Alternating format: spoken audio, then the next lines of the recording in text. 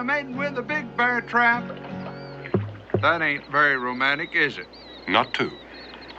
I've been paddling for 2 days, and I ain't coaxed a tune out of this thing yet. You think that's going to give you an edge with the ladies? We're going to New Orleans, ain't we? I don't expect you to understand, you being a backwoodsman. But if they're in gingham, you gotta sing 'em. Hey, if they're in gingham, you gotta sing 'em. Ruin 'em if you don't tune 'em. That's pretty good, ain't it? You sing that under some winters, I know, and you're going to get scalded for sure. You're probably right. Hey, how about this? I asked her daddy for her hand, said give it to me this minute. I traded a cow for my true love, for good measure I threw in a spinet. I know it's not going to be good for your plunking hand, but if you put that thing down and start paddling, we're going to get there a little faster. Daniel, ain't an ounce of romance in your soul. I'm stuck on a New Orleans lass. I met at the old Mont of Grass. She twirled her umbrella, bumped into this fella who rode in from Cumberland Pass.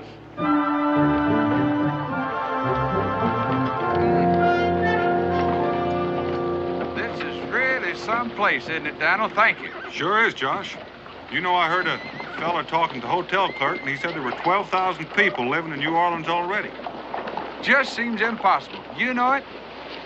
All of these people crowded into one little old bitty place. I'm sorry. You know, I got a feeling that you could live here for a year and still not meet everybody. You know something, Josh? Hadn't thought much about it. You could probably take Boonesboro, put it across the street, people pass it all day long, would never even see it. More than likely, but that's all the more reason for living in Boonesboro. Oh, I wouldn't want to live here. But you gotta admit it's a good place to visit. I'm not going to fight you on that.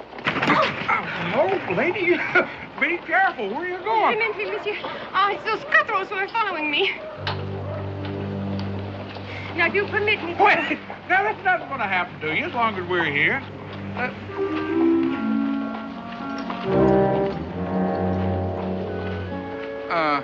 Now, since these streets are free and all, suppose you just find another one to play on, all right, little fella? And suppose you keep your overlong American nose out of our business. And that goes for your fur-hatted friend, too. Now, get out of my way before I get... Out!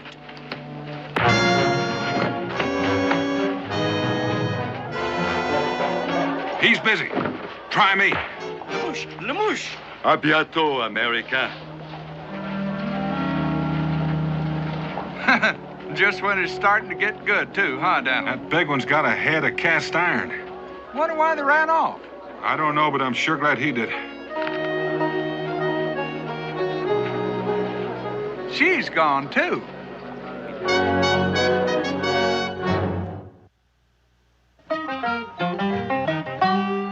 Daniel Boone was a man, yes, a big man, with an eye like an eagle and as tall as a mountain was he. Daniel Boone was a man, yes, a big man. He was brave, he was fearless, and as tough as a mighty oak tree. From the coonskin cap on the top of old Dan to the heel of his rawhide shoe, the rippin'est, roaring'est, fighting'est man the frontier ever knew. Daniel Boone was a man, yes, a big man, and he fought for America to make all Americans free. Daniel Boone.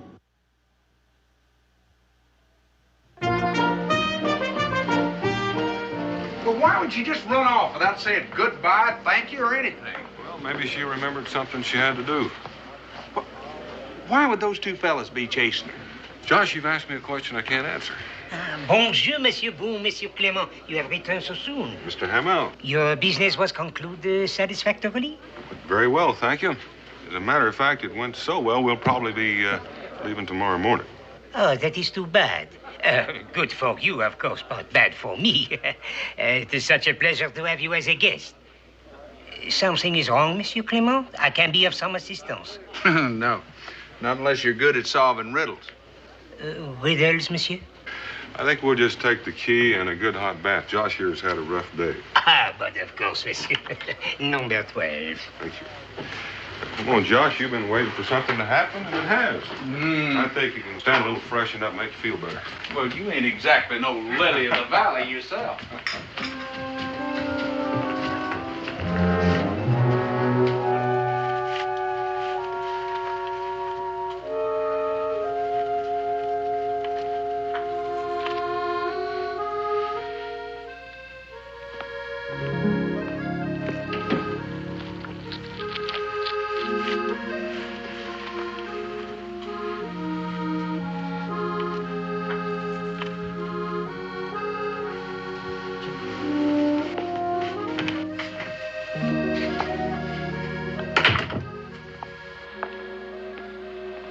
She's in room 11.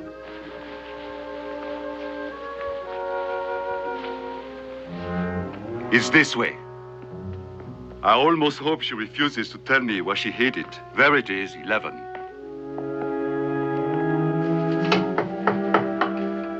Mademoiselle Jaunet, this is the proprietor. I have some lovely flowers for your room.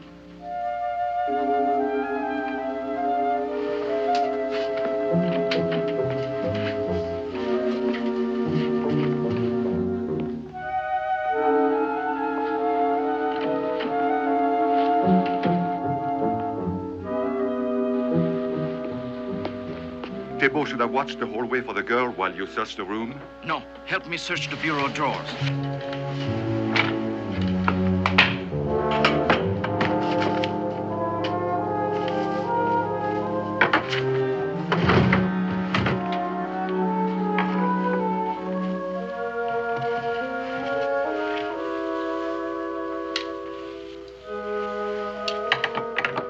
Thibault.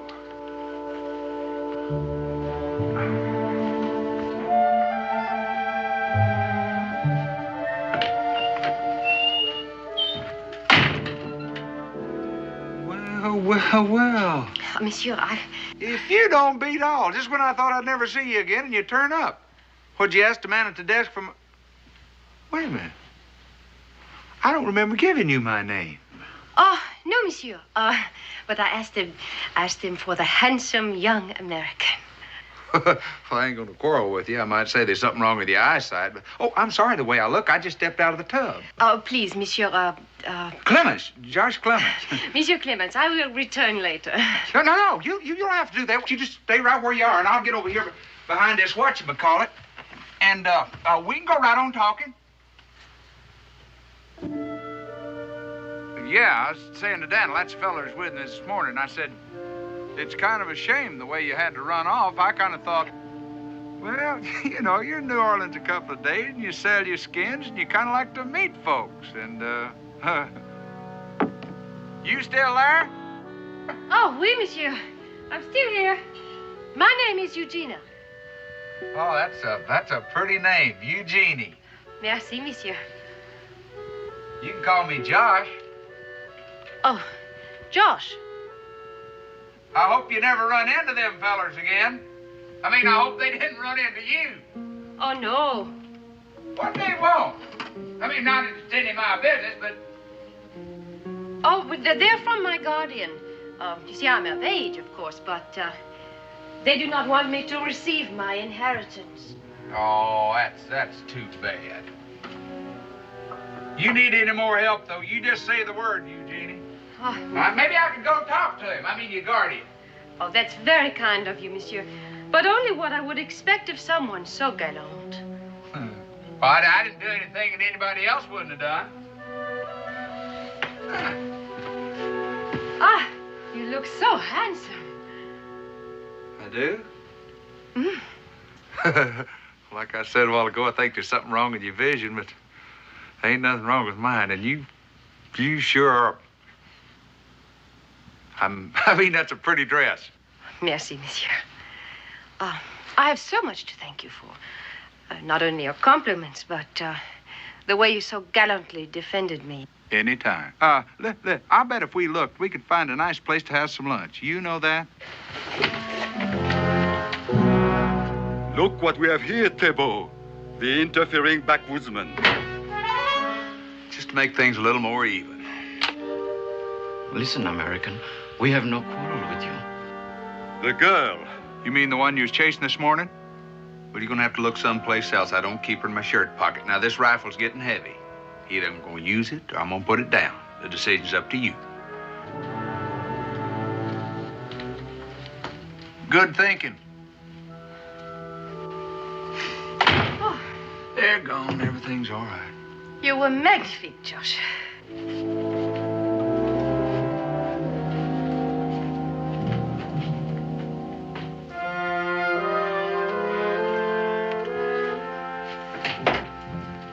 Daniel. Eugenie, it's my friend Daniel Boone. Daniel, this is Miss Mademoiselle Eugenie. Genet. Enchanté, Monsieur Boone. Miss Jonay, I just saw the two men that were chasing Miss Jonay. If they don't know she's in here. Guardian, they work for her guardian. I'm sure Monsieur Boone is not interested in my troubles, Josh. Well, that's not so, Miss Jonay, if we can be of some help. See, Eugenie? Well, Daniel, her guardian's trying to steal her inheritance. Well, have you been to the authorities? Oh, well, no. Because you understand, it's a family matter. I see. I have imposed upon you long enough, gentlemen. Well, I thought we was going to have lunch. Oh, another time, perhaps, Josh. For supper? Oh, we shall see. You know, them two fellers might still be out there. Oh, well, I'm right across the hall from you, and I'm sure they will not try anything again. Au revoir. Au revoir, monsieur. Daniel, do we just have to go home tomorrow? Well, Mr. Phelps is going to pay us for our furs first thing in the morning. Yeah. We just now agreed and arrived at a price. We could stay here in the city. And, of course, with the things happening to you that are bound to happen to you, I would say there was an excellent chance of your ending up without a shilling for a whole season's worth of trapping. All right. Well, now, Josh, you are a grown young man, and I will not stand in your way if you want to stay here in the city and spend your money. Oh, Boy, she sure is a pretty young thing, now, isn't she? Yes, she is. Man, the way she talks and acts, you just feel like you want to help her. Mm-hmm. You know what? I might just sing her a song tonight. But I'm going to do some tuning first. This thing don't sound right.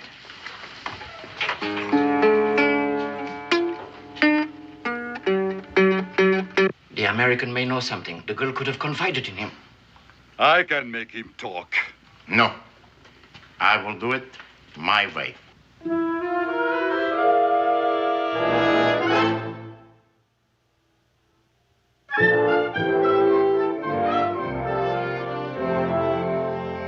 Where are you going, my pretty little miss, my little brown-eyed daisy? If I don't find me a young man soon, I think I'm going crazy. A rink-tum-mink-tum, dee-dee-dee-um, a rink-tum-mink-tum, doo-dee.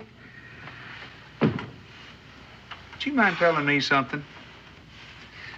How do you expect to go out and eat and see the sights in your bare feet? Well, I don't, but I do expect to get a good night's sleep. Daniel, what's got into you? How often do you get to New Orleans anyway? Well, where's your spirit of adventure? Over in Mr. Phelps' store with the bales of fur that we toted in here. Now, you just going out and see the sights and sounds here in New Orleans, and I'm kind of sorry you got to do it by yourself. Oh, I don't have to do it by myself. You heard Miss Eugenie say she's going to have supper with me. Well, that's not exactly the way I recall it. Seems to me like she said, we shall see. Well, that's good enough for me. And don't wait up for me.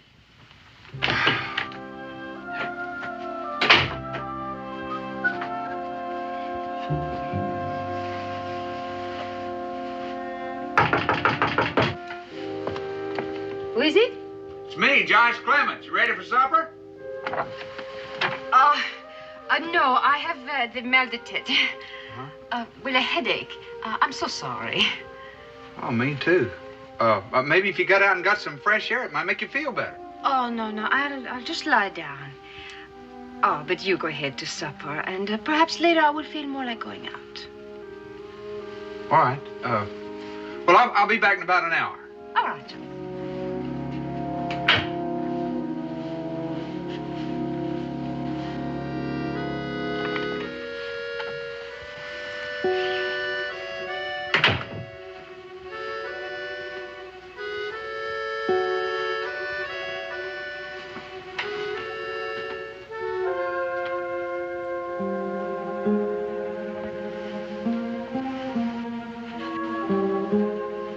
Evening. If you're looking for Josh, I thought he was with you. Oh, Monsieur Boone, what you must think of me entering your room without being invited. I had a terrible headache, and I told Josh that when I felt better, I would come over. Well, that's perfectly all right, mademoiselle. I did not know, of course. I did not even dream that you would be here.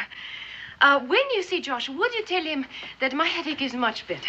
Well, if you would like to find him, he's probably in that fancy eating place over there across the street. Oh, well, merci, monsieur.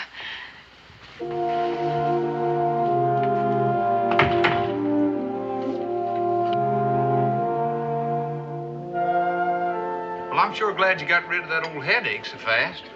Oh, well, they come and they go. It seems a shame that a pretty young thing like you ought to have to worry like that. Oh, do you think I'm pretty, Josh? Pretty? Why, you're prettier than dew on a whole field of daisies. Oh, no one has ever told me that before. Well, it's about time somebody did. Well, when one has been raised in a convent, the world seems so new. Sometimes I feel so helpless. You need a man to take care of you. Ah, but who can one trust? My Mother Superior told me about men. Well, there's all kinds of men, you know. But you are different, Josh. But I have no right to take up so much of your time. You did not come to New Orleans to become involved with me. Well, that's been the nicest thing about all of it. Hey, why don't we see some of New Orleans? Ah, there are cafes and bistros right down the street. Well, let's go. After we finish our demi-tasse. Oh, I couldn't eat another bite. I'll just drink my coffee.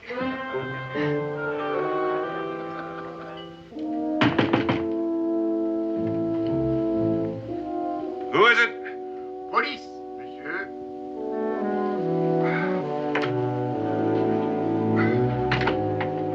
I'm sorry to disturb you, Monsieur Boone. This is... Captain Roquelin, à votre service. Well, in that case, Allez-vous-en. If you'll excuse me. would you have a seat? Non, merci. Wasn't aware that we'd busted any of your laws. Oh, no, monsieur. Far from it. I only want information. Pardon. Information. Information? Information about what? You have heard of Benvenuto Cellini? No, I can't say that I have. The world's greatest gold and silversmith.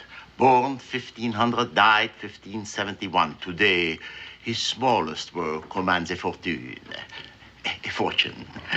The Cellini pendant belongs to His Majesty Louis of France. It is fashioned of diamonds and pearls and gold. It was stolen from the royal collection 2 months ago. We traced it here to New Orleans. Worth a lot, is it? Conservatively, 100,000 of your American dollars, 400,000 francs. A tidy sum, no? Yes, it is. But I don't see what...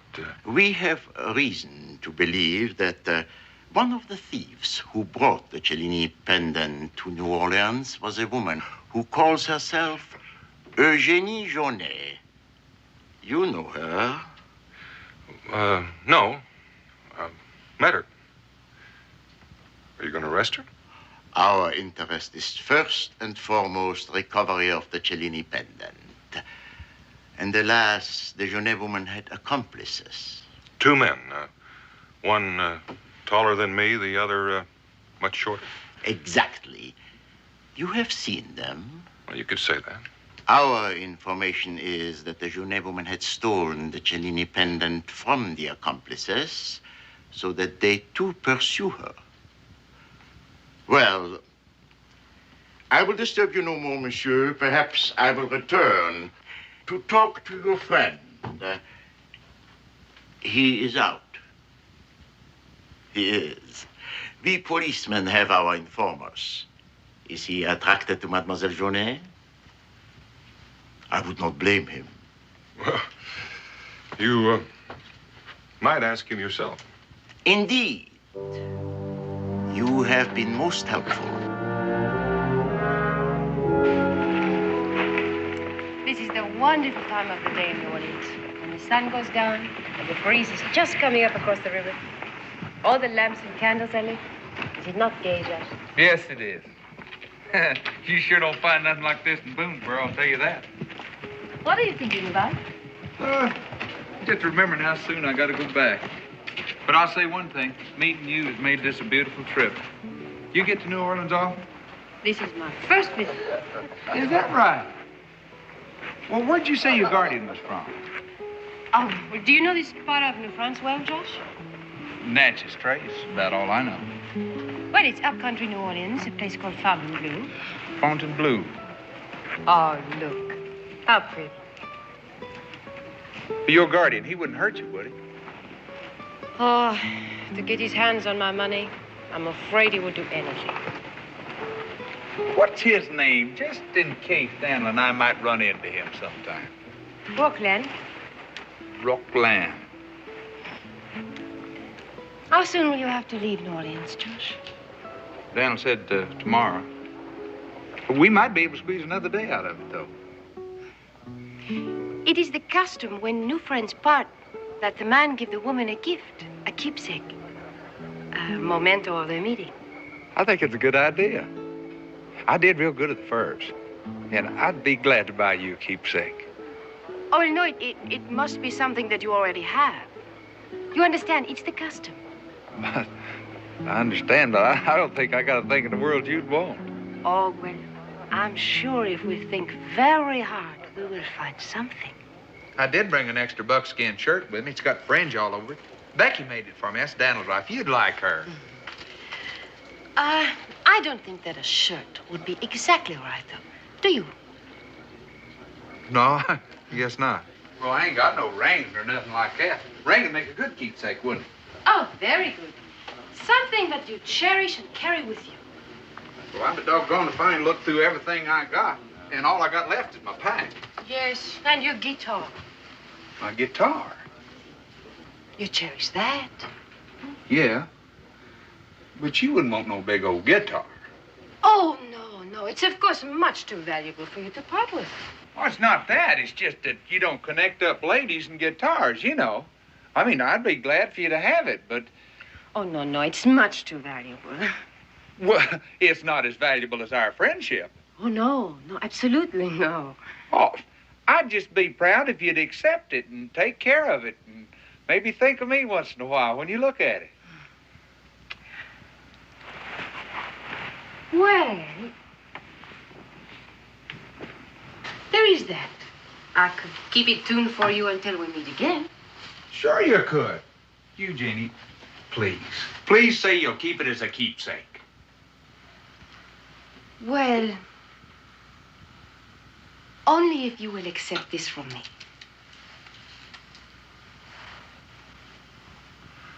I'll cherish that as long as I live. Now, you wait right here, and I'm going to go get the guitar. Miss Jonah come back with you? She sure did. She's right across the hall. Why? If you'll lie just a minute, I'll tell you something. I'll be right back. Here. He's been a real faithful old friend. You be good to him, he'll be good to you. Oh, you can be sure that I shall. Merci, Josh.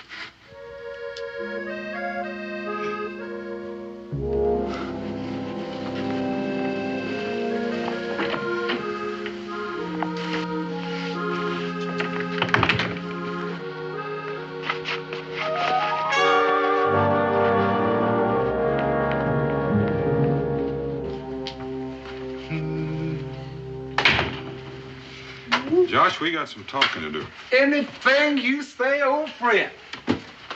Where'd you leave your guitar? Miss Eugenie has got it as a keepsake. You packing already? I thought you said you're going to get a good night's sleep. Josh, some things have happened, and I want us to get an early start first thing in the morning. Not before breakfast, my good friend, because me and Miss Eugenie got an appointment. Josh, sit down. I'm going to do some talking, and I want you to just sit there and listen. Now, while you were gone, I had a visitor. Daniel, I don't believe it. I don't believe a word of it. There ain't nobody ever going to convince me that that pretty little thing's a thief. I don't care who they are. And I can prove it. What did you say that policeman's name was? Roqueland, not that it matters. See? He isn't a policeman. That's her guardian. The one that's been trying to steal her inheritance. I can prove it. Come on. You'll see how wrong you are.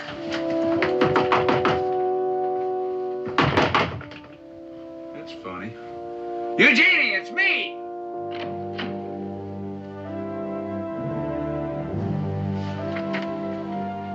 She ain't here.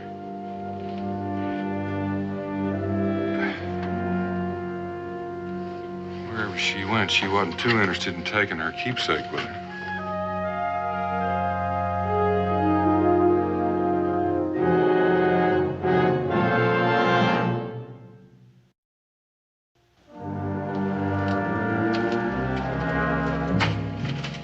Have you found the pendant?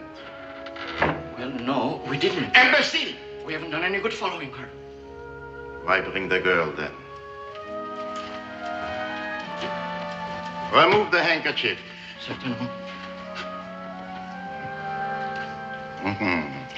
Well, my girl, our first meeting since you left the ship at the wharf without the courtesy of saying goodbye to us. I will make her talk, Chief. You hear, Lemouche? No subtlety at all. But one must say of him that he enjoys his work. Now let us be done with all this foolishness. Amelia at the hotel is ready with the money. When you tell us what you have done with the pendant. $10,000, 40,000 francs. Enough to make you independent for life here in the New World. That is not enough for you. You had to steal from your own friends. From me! Who took you from the gutters of Calais and made a lady of you. Very well. Even my considerable patience is at an end. If you harm me, you will never see the pendant. Empty words. Our good friend Lemouche could make the Sphinx talk, I believe. I see you believe me. You know that I'm a man of my word. You will not leave here alive unless you tell us where you have hidden the pendant. And after I tell you, then what? Your freedom. And my share of the sale. Of all the nerve. 10,000 francs. A gift for all time's sake. And consider yourself lucky. I will deduct the 10,000 francs from my share. And not 1 centime more, Eugenie. Very well. I applaud your good sense. Well, I don't believe it. I just can't. I mean, after all, she was raised in a convent, Daniel. I don't mean that I don't believe you. But she told me that her guardian was doing his best to steal her inheritance. Including pretending to be a police officer. Now, come on, Judge. It's the Americans. They're in my room. If he were her guardian, why would he want to pretend to be somebody else? And another thing, where is she? Where did she disappear to? I don't know. Right now, I don't know much of anything. I will get rid of them, but let me go in alone. Eh bien, but remember, no tricks.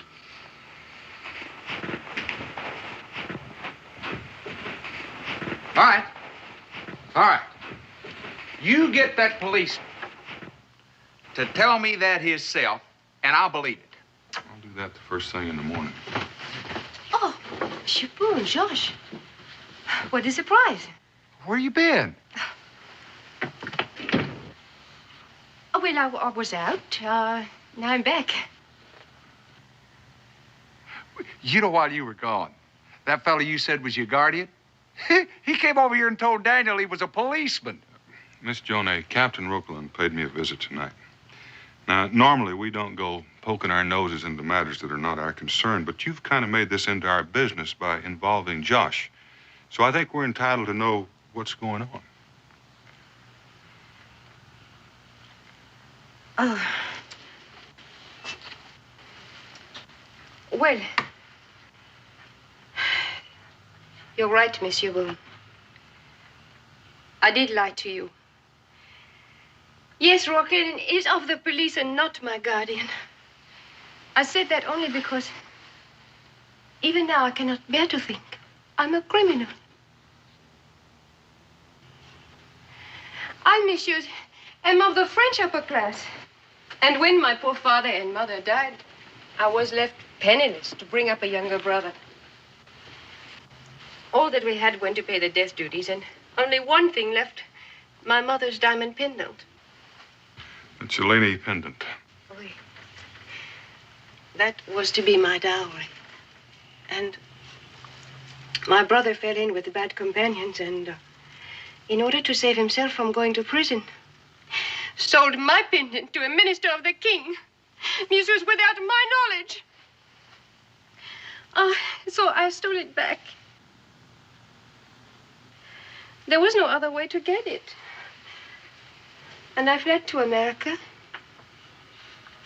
Oh, monsieur, legally, I am a thief. Morally,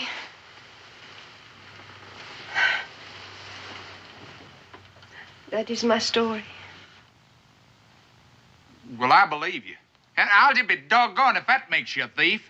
I mean, after all, it was her property, Daniel. Captain Rockland said that the pendant was stolen from the royal collection. Oh, oui, but in France, monsieur, everything ends up in the royal collection. Well, what do you intend doing with the pendant? Well, I didn't know. I did not even think. Well, Daniel, you believe her now?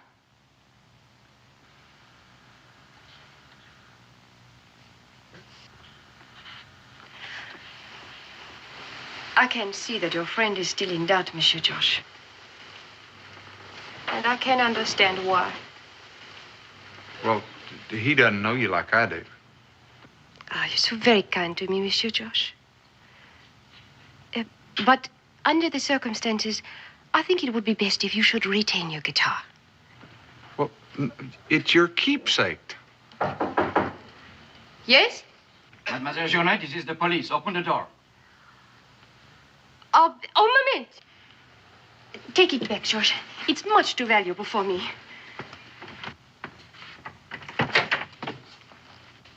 Ah, Monsieur Boone, we meet again. This gentleman, your companion? Josh Clement. Captain Roquelin, Paris Police. Them two, they police too? They are, monsieur.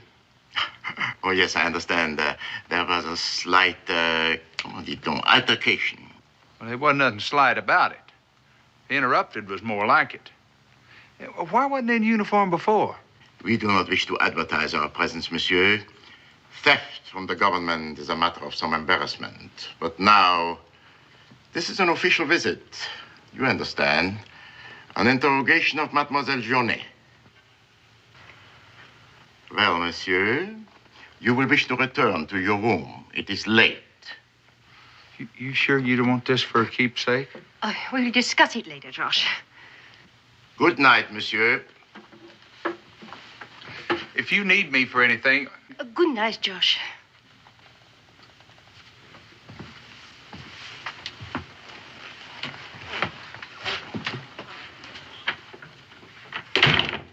The pendant.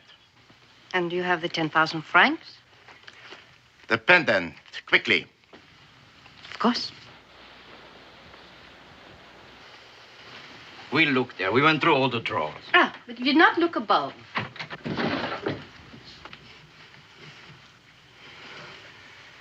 It's gone. It's not there. Someone is taking it. She lies. It was never there. This is where I put it. But I do not... Yes? You have thought of something. No one else has been in this room except... Except the Americans. Now let us end this farce. Not only the Americans, Rockland. Also these two. Yes, and we found nothing. Yes, but what was to prevent them from finding the pendant where I hid it and keeping it for themselves? Yes, the point is very well taken. What was to prevent you from doing just that, Thibault? Don't you see what that gutter snipe is trying to do? She's trying to turn you against us. How could you believe? Where it is a matter of the Cellini, I can believe anything or nothing. However, had you stolen it, which has occurred to you, I'm sure, one time or another. Had you stolen it, you would have never brought the girl to me. You would have, my good Thibault, ordered Les Mouches to strangle her and dispose of the body. No, you must believe me. I did not trick you. No, you did not trick us when you ran from the ship, or ran from these two, or told fairy tales to the Americans, or lied when we finally caught you. I told you, you should have let me have her. Les Mouches is right. I should have let him have you. But you wouldn't. You couldn't, Rocklin. 1 hour ago, perhaps I couldn't, but now I can. And I shall enjoy it. No! I will scream! I will rob the hotel and tell him that you're not the police! Since the owner of the hotel is himself a receiver of stolen goods, I do not think it will matter. But please do scream if it will make you feel better. One scream is all Les Mouches will permit, I imagine.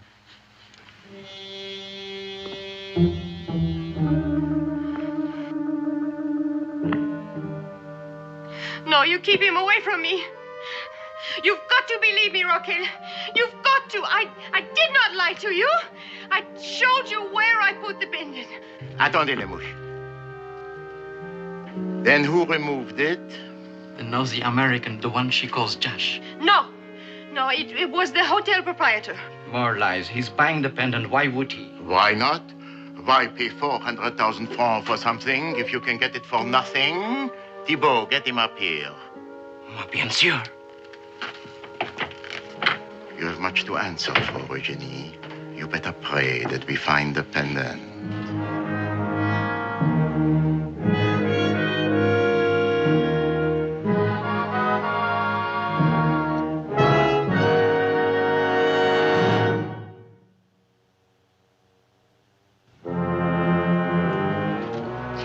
Rocklin, would I steal from you? Why not? If you knew I had the pendant. No. He lies. He would steal the eyes from his own mother for gain. Les Mouches, make him talk. She's the one who lies, believe me. Silence! You knew that she had stolen it from us. You knew that when she came here, she was hoping to make a separate deal with you. But she never approached me, I swear. Don't let him hurt me. Don't let him hurt me. Les Mouches, let him go. You believe him? Thank you for your faith in me. I have faith only in her greed and in your cowardice, which in your case outweighs her greed. I have no dignity. I steal, I overcharge, I lie. But when it comes to fear, I am a man of complete honor. Please, Rocklin, tell him to get out. I'm getting sick. Bon. Allez-vous-en. Thank you. It was unkind of you to accuse me of betrayal. I go.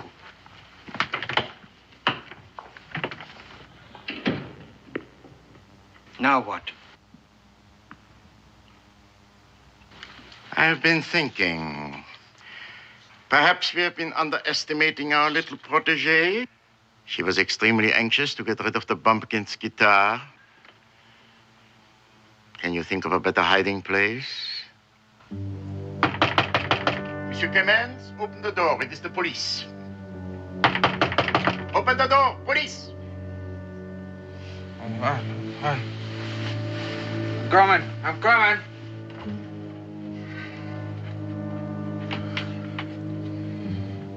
I regret the inconvenience, monsieur. Your friend, where is he? I don't know. He's not here. What do you want me for? What are you doing with her? It will be necessary for you to accompany us to the prefecture. What? The police station. We will not keep you there long. We are still not satisfied with her story. Perhaps you will be able to clarify matters. Les Mouches, the guitar.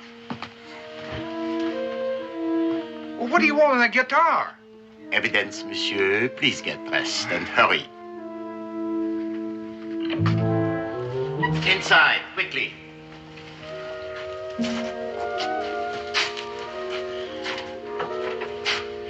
This don't look like no... I was right. You're not police. Bravo, Monsieur Clemens. You're not her guardian either. Heaven forfend, no, Monsieur Clemens. Call us seeker after truth. Wouldn't Seeker of the Pendant be a little more like it? I don't know where it is. Ask her. She'll tell you. The young lady is most reticent on many points, monsieur. Chief among them, of course, the whereabouts of the pendant. It is my thought that you have been closer to it than you realize, if indeed you are the innocent you would have us believe. Now, why don't you cut out all that fancy talk and tell me what I'm doing here and what you want with my guitar? The answer to the first question will depend to a great extent on the very instrument, American. Le mouche, the guitar.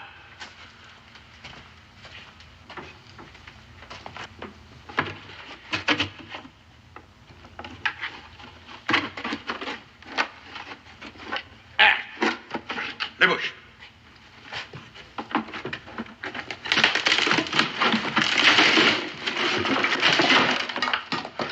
You broke my guitar. He's not there. I never thought it would be. I confess my hopes were high. Was it there?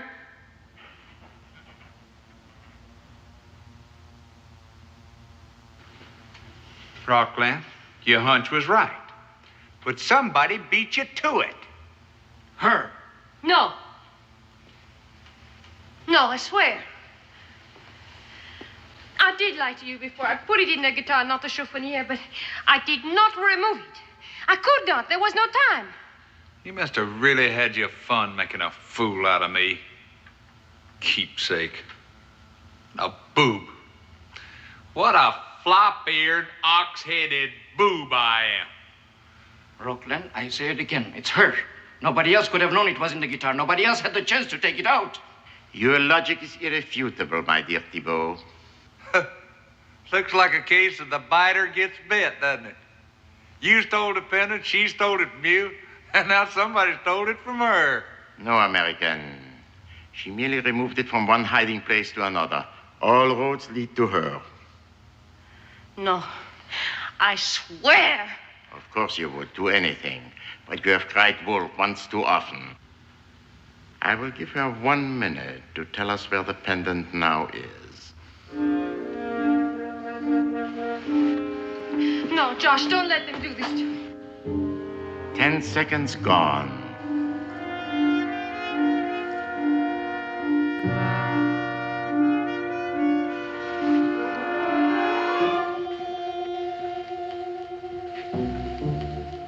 Twenty seconds.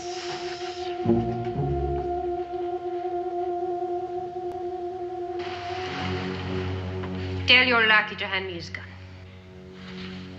I shall count to 3, then I will fire. You may even live a few hours, Rockland, in exquisite agony.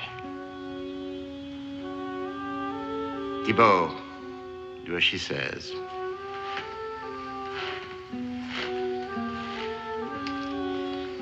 Thibault, you and your little friend over there. Good girl, Eugene. You too. Over with the others. Over there with the others.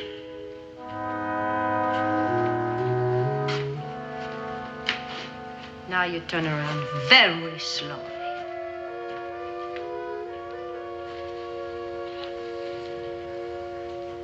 You are right, backwoodsman. You are, what do you call it? A boob. A fitting title for you. All this will be for naught. We will track you down. Indeed, Rockland. The New World is a big place. And when I find the pendant, and I shall because I now know who must have it, I shall be swallowed up as though I never existed. Au revoir, Bumpkin Josh. Hold it. Stand.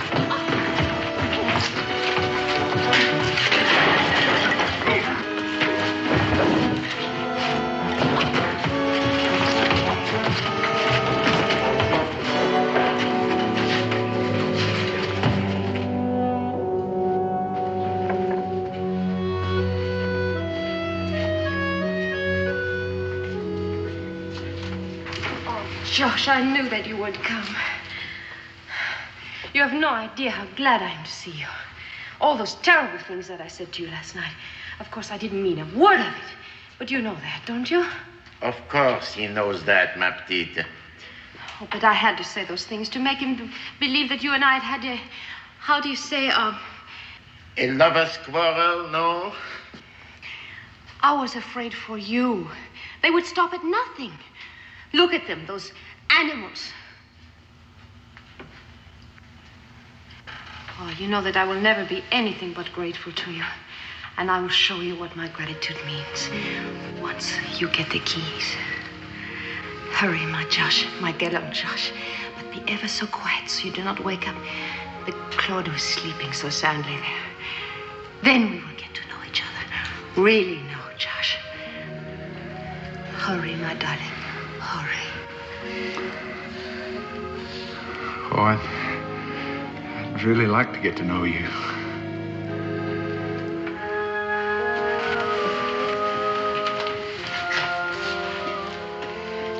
Just as soon as you get out.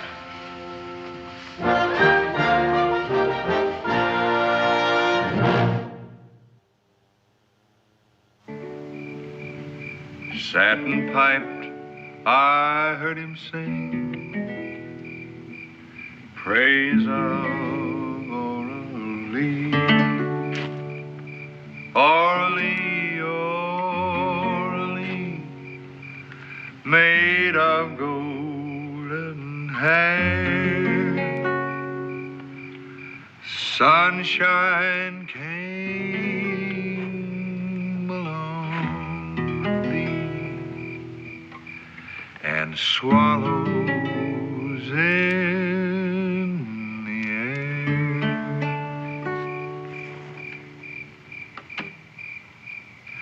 Daniel, what made you think she hid that pendant in my guitar?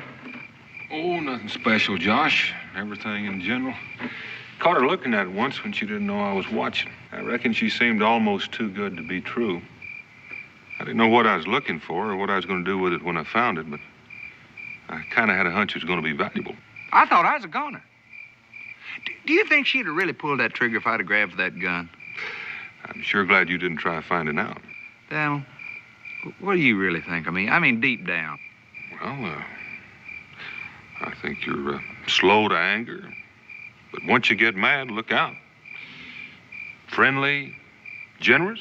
Stupid, dumb, green. It's a green I could hide in short grass. Better men than you've been fooled by girls not half as smart as that girl back there in New Orleans. Maybe next time you'll be luckier. You might as well just forget it. Could have happened to anybody. Could have happened to me. But it didn't. It never does. And why, if you ain't smarter than I? Well, like I say, maybe I was just luckier than you, Josh. After all, I did get Rebecca to marry me. Although sometimes I can't really figure out why she did. Daniel, one more thing. That fella, the one that caused all the trouble. Benvenuto who?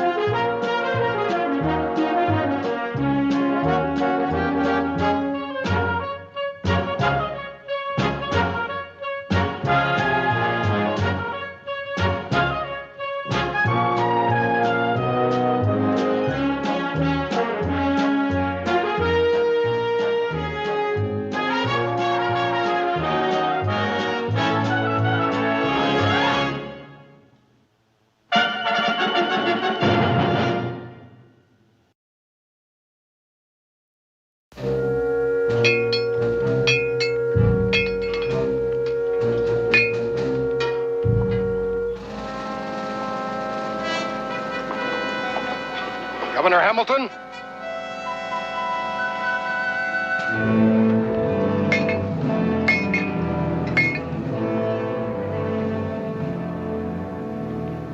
Angela. Mr. Hamilton. Angela.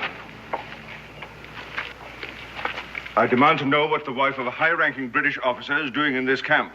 Perhaps you'd better ask her, Governor. My dear? Mr. Hamilton, please sit down. I prefer to stand, and I won't be here very long. You wanted to know what I'm doing here. It's quite simple. I came to find you.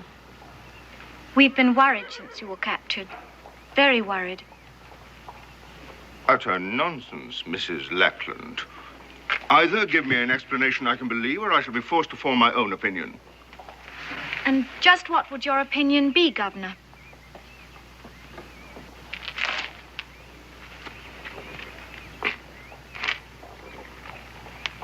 I should say it rather smelled of treason. Then treason it is. I came here to help my husband, Mr. Hamilton. He plans to surrender Fort Detroit to the Americans. Surely you're not serious. Oh, but I am. Betray Detroit? But why? Why? Perhaps as a woman I should like to see this senseless war come to an end. But this is treason. I thought you wouldn't understand that, Governor. Is it easier for you to believe that we're doing it for the rather substantial reward the Americans have offered us? You can't do this. Easy, sir. Guards! See the governor back to his quarters. You'll never succeed. But even if you do, neither you nor your husband will ever dare set foot on English soil again.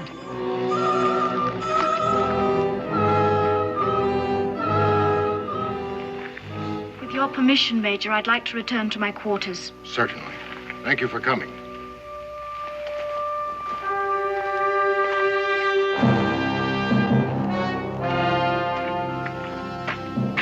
You can come out now, Mr. Boone.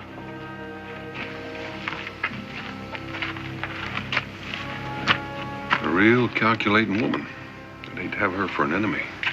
Are you convinced that she means it? Well, she said so plain enough, so I reckon I'll have to believe her. Good. Mrs. Lackland is on the way to join her husband in Detroit. You'll accompany her as a guide. Once there, Colonel Lackland will furnish you with plans of the fort's defenses and whatever other information he considers valuable. Is it all right if I take a friend along? As protection against Mrs. Lackland? I might need it. Take anyone you want. Here are your orders. Now, about the plans. I want them delivered to me before I cross the mountains. With them, Washington will give me everything I need to move against Detroit. Now, you're going to be on the move, too. Where will we meet?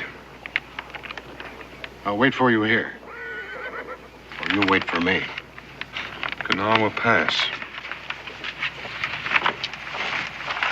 All right. I'll meet you there.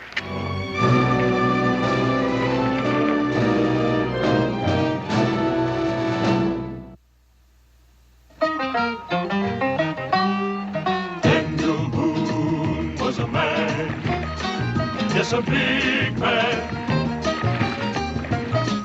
with an eye like an eagle and as tall as a mountain was he.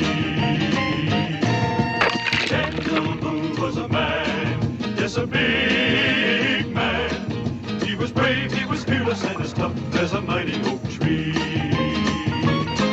From the coonskin cap on the top of old Dan to the heel of his rawhide shoe, the rippin'est, roaring'est, fighting'est man the frontier ever knew.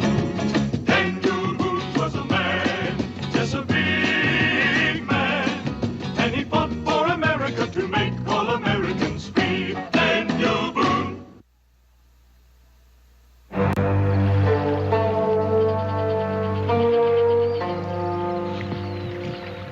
It's really beautiful, this country of yours.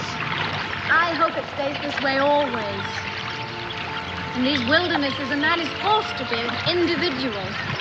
No crowds to follow, no one to turn to for advice. He has to be completely self-reliant. Don't you find that true, Mr. Boone? Haven't thought much about it, ma'am. No, of course you wouldn't. Here a man's thoughts would have no cause to turn inward.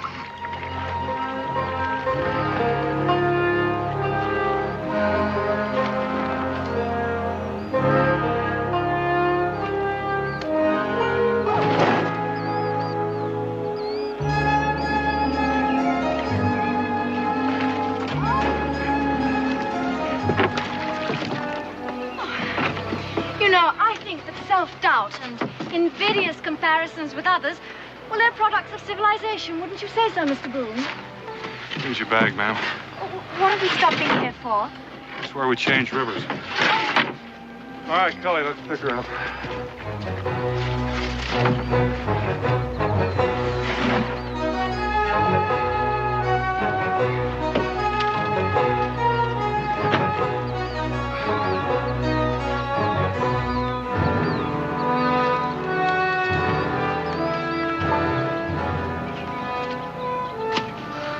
Golly, why don't you stay down here and see if you can catch a mess of fish? I'll take the gear and Miss Lackland up there at the rocks and make camp. Might even whip up a batch of biscuits. Biscuits? Please, Mr. Boone, why don't you both go fishing? I'll make the biscuits. I'm still trying to digest those last little stones you cooked the first night out. Well, in that case, I'll try for a turkey.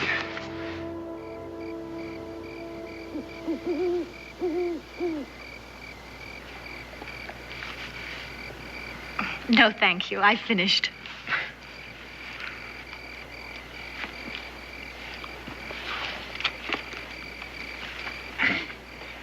Anybody care for any more biscuits? Yes, you do, Mr. Cully. Please eat them.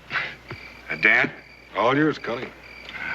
These are mighty good biscuits. I mean, they're about the best I ever tasted, especially when I've been traveling with Dan. Of course, this turkey grease is pretty good, too, Dan. I mean, especially with these biscuits. Well, Cully, turkey grease just is. I didn't have anything to do with it. Mr. Boone shies away from approbation, no matter what the sauce.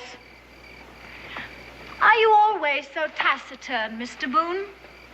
Well, I reckon I talk as much as most men. It's just that I'm not too happy with this chore, and I'd kind of like to keep it on a business-like basis. But how strange that you should be unhappy. Maybe uneasy would be a better word for it. Are we violating one of your tenets of honor, Mr. Boone?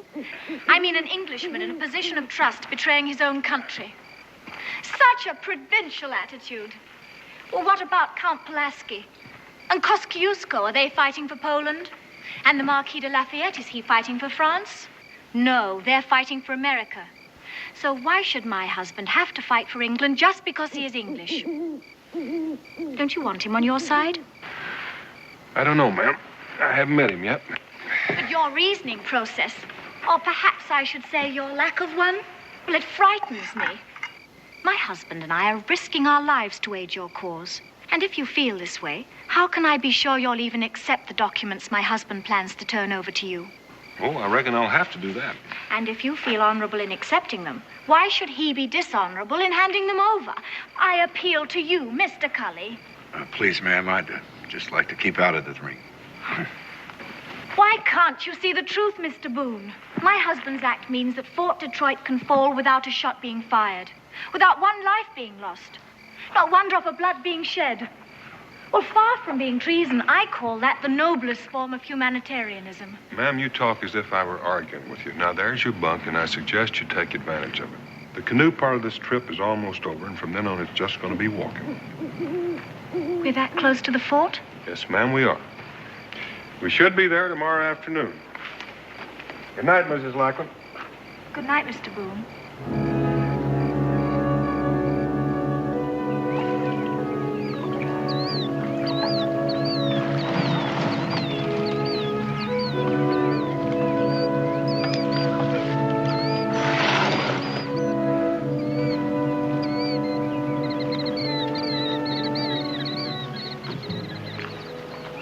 Hide the canoe.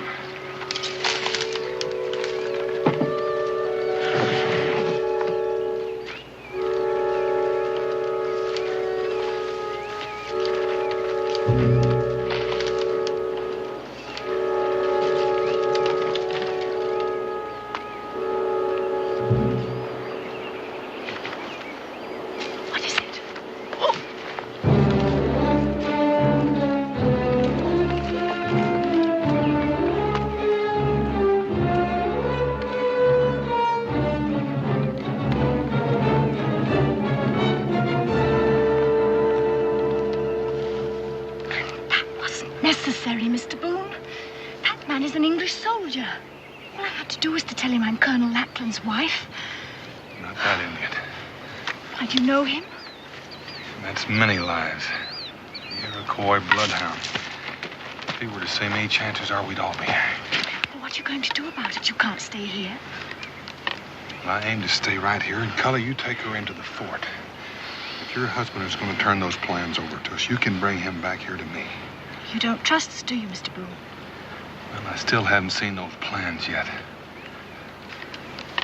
Cully, remember, you brought Mrs. Lackland here from Montreal all by yourself. I hope he knows what he's doing. He knows exactly what he's doing. Well, ma'am, next move is up to you. Soldier!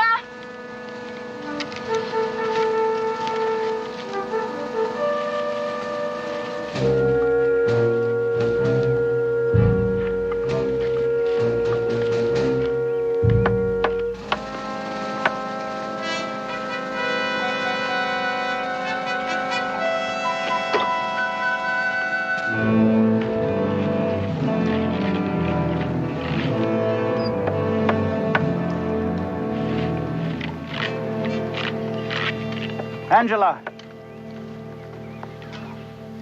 Oh, you don't know what it was to wait so long. I'm back now, Richard.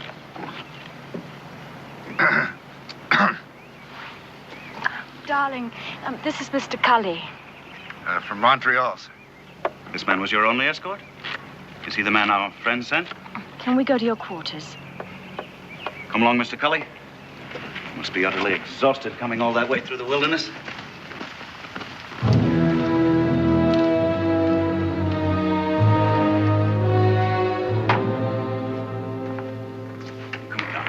Rest yourself.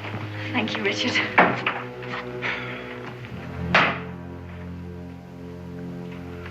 I gather the principal agent is elsewhere. Yes, he recognized a savage who knew him in the fort, and now he's waiting outside to meet you. His name? Daniel Boone. And I don't think he quite trusts us. Well, and what about you? Oh, I'm just obeying orders. Good fellow. I appreciate a man who obeys orders. And the best way to win the trust of your companion, I would say, would be to follow my part of the bargain at once. I have everything that I promised here. Take me to Mr. Boone. We'll settle this business at once. But, sir, don't you think that it'd be safer to wait till dark? I mean, you know, it's only a little while. You see, darling, both the Americans have a preconceived idea about the baseness of our conduct. It makes them behave in a most guilty manner. Just worried about my neck, ma'am. What are you going to do if anybody recognizes you with Boone? It's the simplest thing in the world. I'm a grateful husband who wishes to thank in person the intrepid guide who brought my wife safely through the wilderness. And since he cannot endure the sight of civilization, I must go to him in his native habitat. Who could quarrel with that? Come along.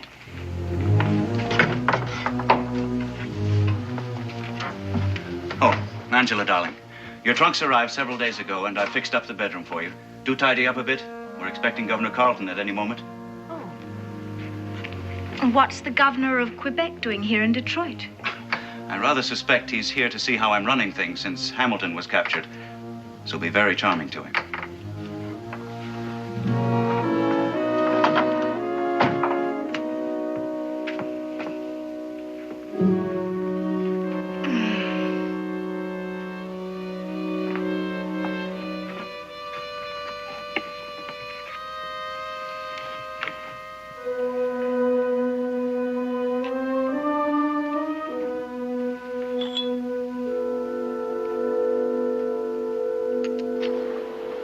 Look them over, Mr. Boone. A map of the fort's defenses, both inside and out, together with an inventory of weapons and munitions and a complete list of personnel and their functions. I've placed my life in your hands. Are you convinced now that you can trust me? Just sit down and rest, Colonel, while I take a look at these. You'll be returning to Major Grayson at once, I trust? You know, it would have been better had the American troops accompanied you so that I might effect a bloodless surrender right now. But I suppose the Major is encumbered with his prisoners? You know, I can't help but feel sorry for Lieutenant Governor Hamilton. He's a very decent fellow. Do your people really believe that he offered the Indians a bounty for every settler's scalp they brought in? I'm afraid they do. It's impossible. I know the man, you see. After my defection, I hope I shall be able to testify as to his good character. I doubt that your testimony will be worth much, Colonel. You mean because of my defection? My wife was right. You do believe I'm doing a dishonorable thing. Let's just say I don't understand it. But if you're going to give us Fort Detroit, we'll take it. And you'll get whatever was promised to you. All right, you'll have what you came for. When shall I expect the American attack? You'll be notified in time, Colonel. Right now, I'd like for you to come down to the river and point out some of those emplacements. I can assure you that map is correct. All right, let's be quick about it.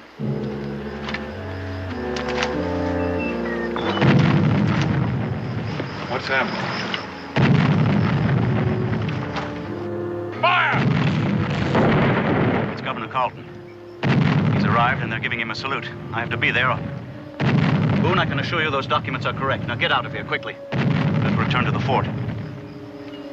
He acts real worried, don't he? The more worried he acts, the better I like it. I begin to think these documents are the real thing. Dan, you're a real suspicious man. Just careful. We're not so rushed that we can't take time to wait around after dark to check some of those gun emplacements.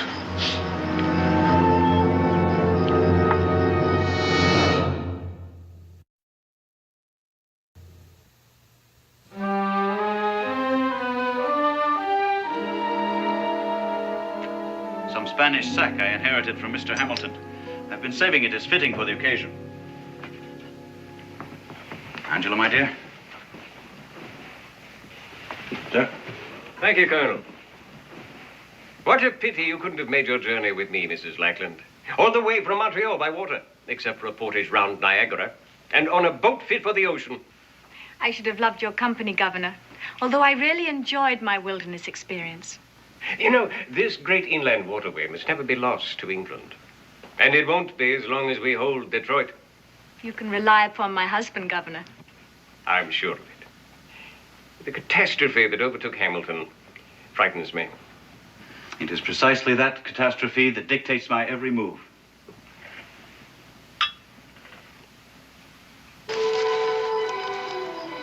According to the map, there are gun emplacements up on that vantage point. Yeah, but if they are, they'll be manned. Well, I'm not aiming to attack it. I just want to make sure they're there before we head on south. Cully, why don't you swing around and see what you can find?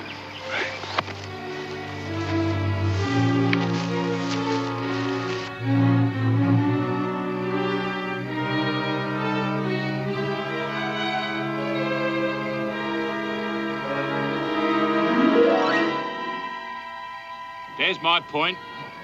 Come on now, lads. Why not go for $5,000 this time? Get all of our money now. We can chalk it up. I'll take it out of your next pay packet.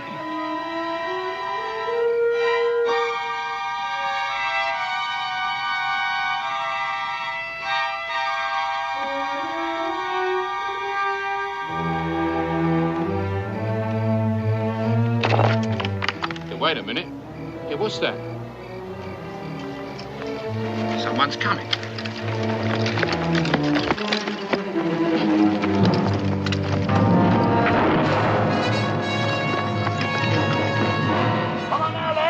After him! Boys! Come on now, move it! Come on now, get up out of the car! I want him alive! You hear me, alive? Get up there after him! Come on now,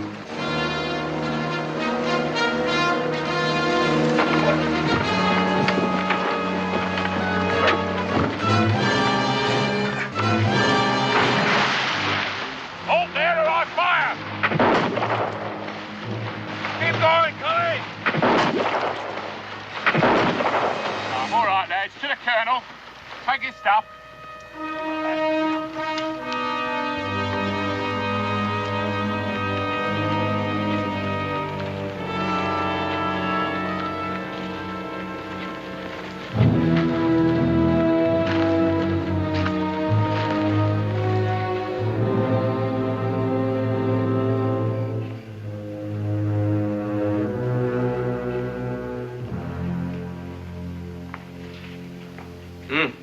It's a daring scheme, Colonel. But do you really think it's safe to withdraw so much of Detroit's garrison at a time like this? Well, the time is in our favor. With Clark on the Wabash and the river bottoms flooded, it would take him weeks to get here, even if he had the supplies, which I doubt. I only hope your intelligence reports are right. I'm sure of it, Governor. Just leave everything to Richard. Very well, Colonel. You have my approval to reduce the garrison by 50 men. I certainly hope it doesn't lead to another disaster. Thank you, Governor. Now I believe I'll say goodnight. Yes? I beg your pardon, Colonel, but here's a matter what can't wait. We caught this blighter here spying out our guns. He looks like an ordinary trapper to me. No, he's no trapper, sir. He had these papers on him. Complete plans of the fort, right down to an inventory of our supplies. Why, sir, he knows more about the place than I do myself.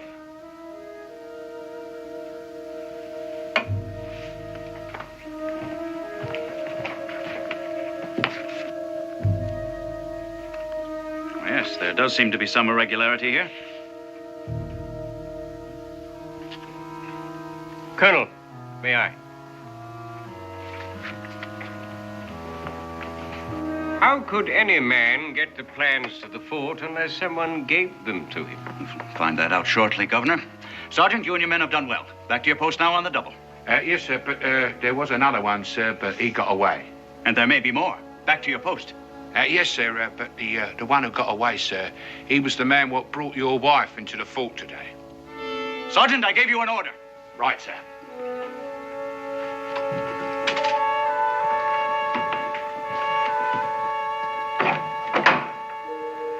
Mrs. Lackland, if what the sergeant said is true, then you should know this man, too. Since you refuse to answer, I'm forced to assume you do. Who are you? Where did you get these papers? My dear Colonel, these documents had to come from your own files. No one but you had access to them, and only you could have... You're absolutely right, Governor. There's a traitor among us. So don't move or call for help. I've no intention of hanging. Angela, release Boone.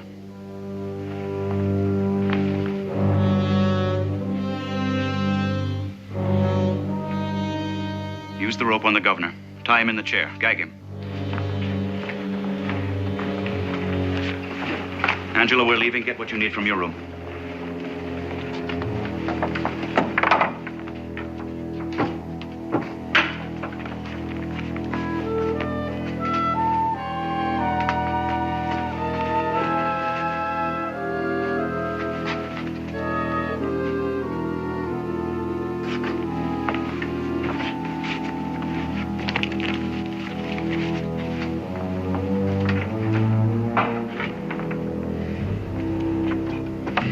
You bungling ox, out the door there. If I die for this, I shan't die alone. Angela?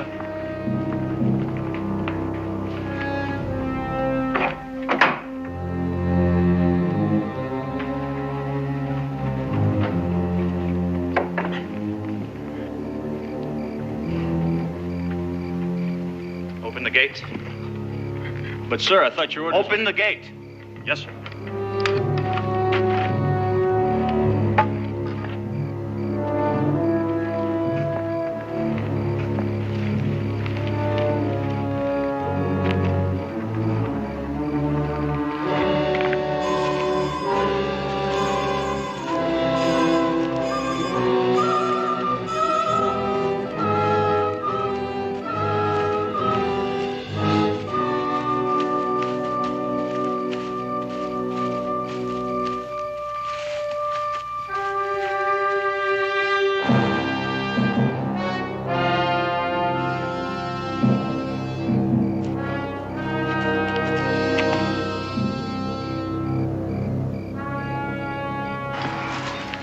After us as soon as someone discovers the governor. Oh. Colonel, that Indian back in the fort, many lives. Is he in British pay? A scout and tracker. May make it a little more difficult. It's your fault this happened. I told you those plans were correct. Why didn't you believe me? If I'd have taken those plans to Grayson without checking them for accuracy, he'd have thrown them in the fire. And might as well for all the good they're going to do us. I ought to have you shot. If you did, Colonel, you wouldn't know how to get to Grayson now, would you? I've carried out my end of the agreement, and now Grayson is honor bound to carry out his. Now get us out of here. Now, you listen to me, Colonel. You just resigned your commission. You have no one left to command. And from now on, you're going to take your orders from me. And the first one is put away that pistol. Now, come along, Miss Lackland. Let's just hope that canoe's where we left it.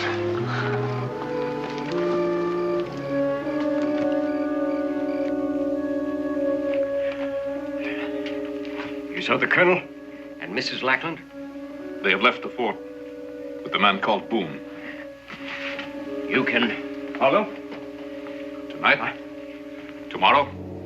A moon from now. I can follow. Good. We'll get them back, many lives. We'll get them all back.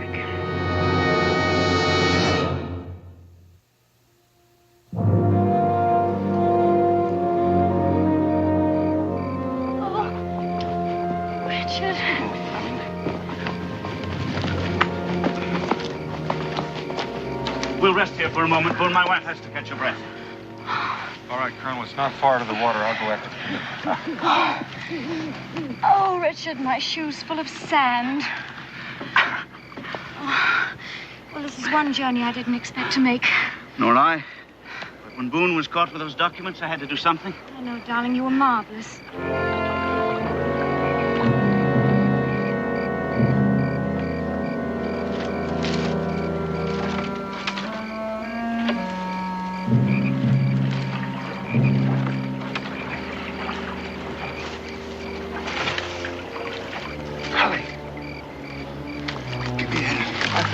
Halfway home. Oh, I didn't feel like swimming all the way home upstream.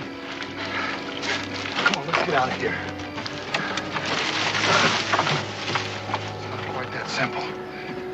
Fortunately, I got company. All right? All right.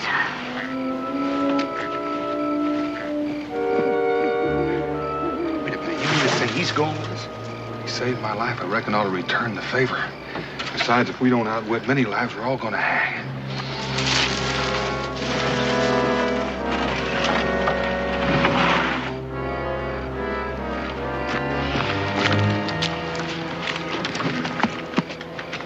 Get in, girl.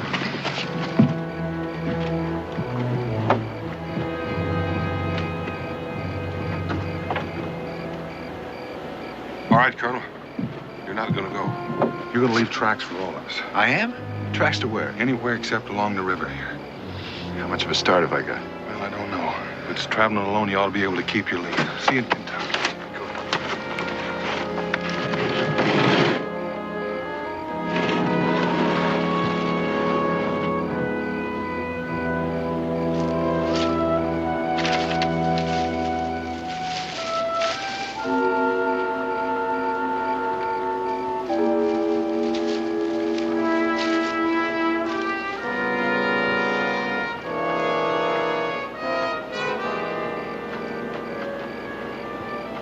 Colonel, if you're any good at using one of these things, start doing it.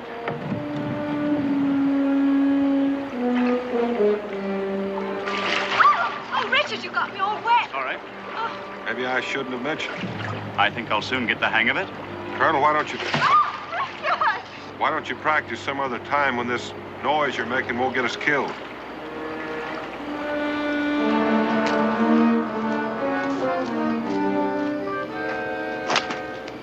Now you keep looking for these tracks in the dark.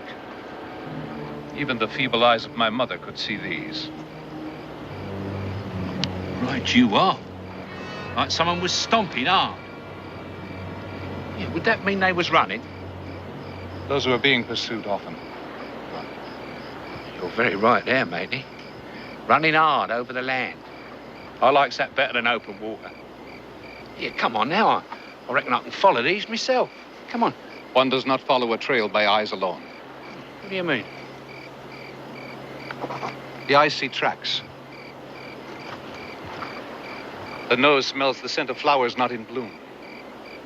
Really? The tracks lead south. But but the scent of flowers comes across the water. I don't smell nothing. I will wait here. Run fast and bring a canoe. All right, then. You say so?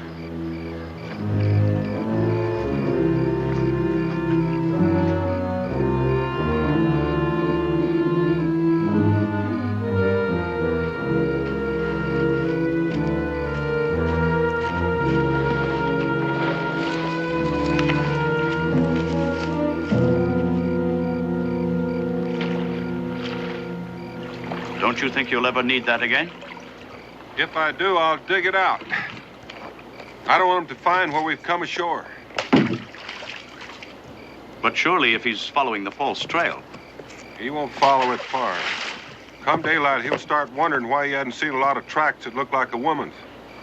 Then he'll think about water. He won't have any trouble finding where we left from. But if we can keep him from finding where we landed, that's that. Come along, darling, we're leaving. All right, just let me tie my hair up first. Let's go.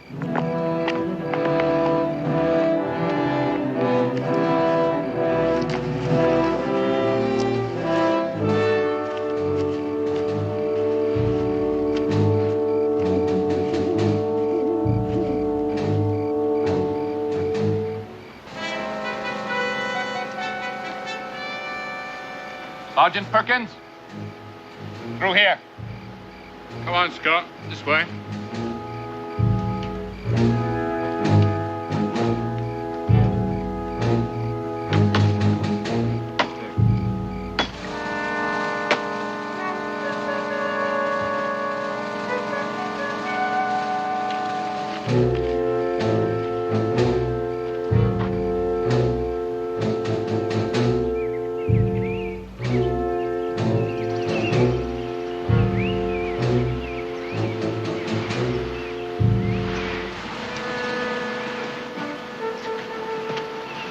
Better sit here and rest a spell, man. Oh. If there was anyone after us, Boone, we'd surely know it by now. I think we're safe. Angela can't stand much more of this. If we're going to rest here, well, I think better make sure that we're safe. What are you going to do? I'm going to do a little backtracking. You mean you're going to leave us here all alone? I'll be back. If you get hungry and you want something to chew on, there's some jerky in here.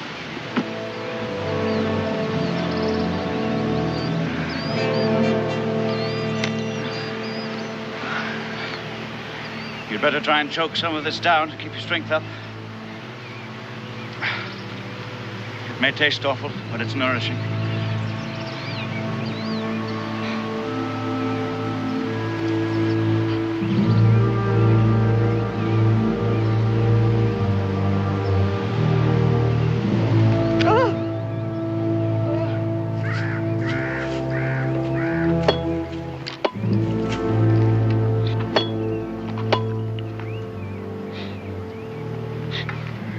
Far ahead are they? Or can't you tell? The hawk above can see them. We go slow.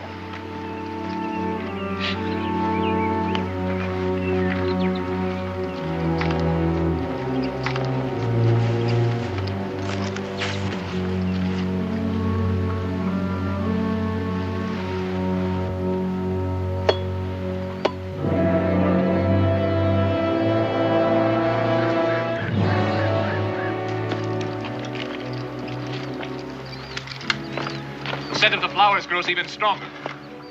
They rest somewhere ahead.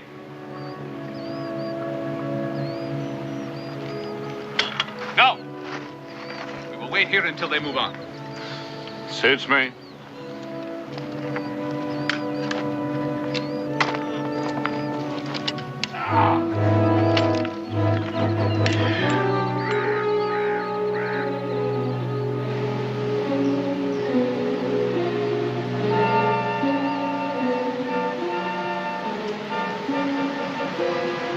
Blackman, take off that dress. What? Here, put this on. Over here behind the rock. Now, just a minute, Boone. You're not giving orders to my wife. Your wife is reeking of perfume. Well, of course I'm wearing perfume. Well, what else can a poor woman do when when she can't take a bath? What business is it of yours, anyway? I'd say it's more your business than mine. Many lives and 2 British soldiers are coming up that valley. And many lives has been following this scent like a hound. I should have put it together sooner, except I've been surrounded by it night and day. Ms. Lackland, I want that dress. Oh, Richard. You better do as he says, Angela. Please do as I say. But what if many lives is...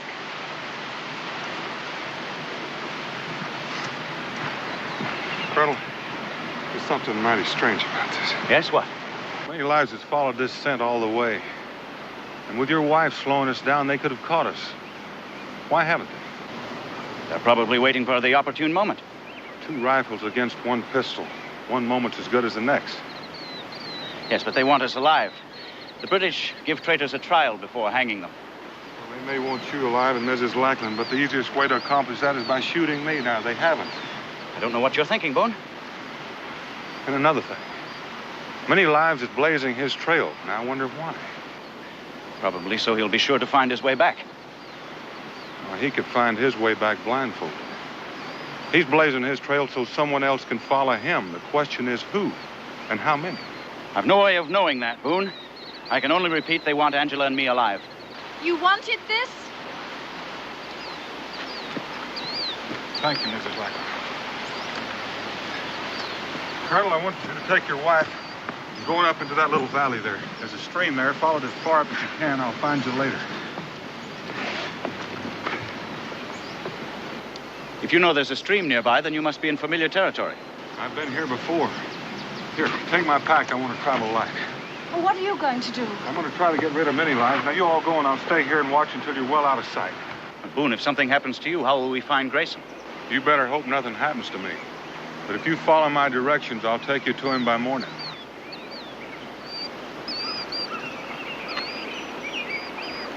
Boone, you may need this. You keep it, Colonel. You're more apt to need it than I am.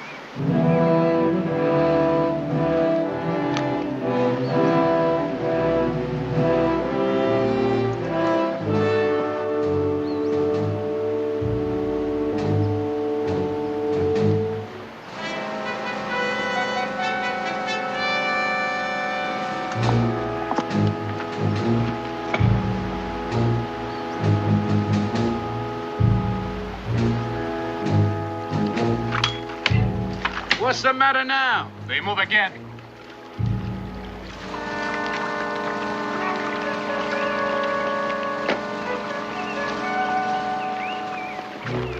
Come! Come on, Scott. On your feet.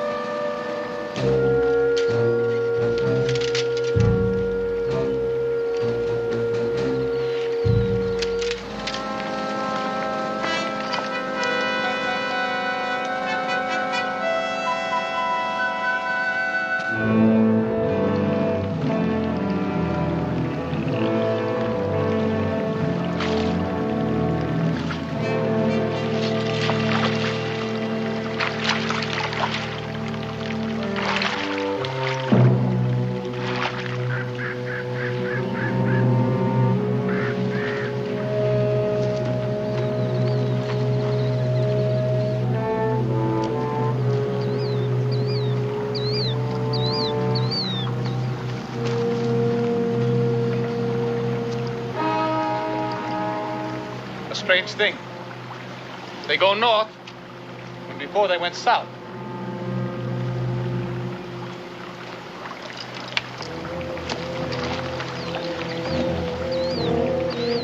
Strange. Very strange. What's the matter now? Now they turn again. They must be lost. Daniel Boone, lost? No. Perhaps he suspects and doubles back to throw me off the trail. But he does not succeed. Come.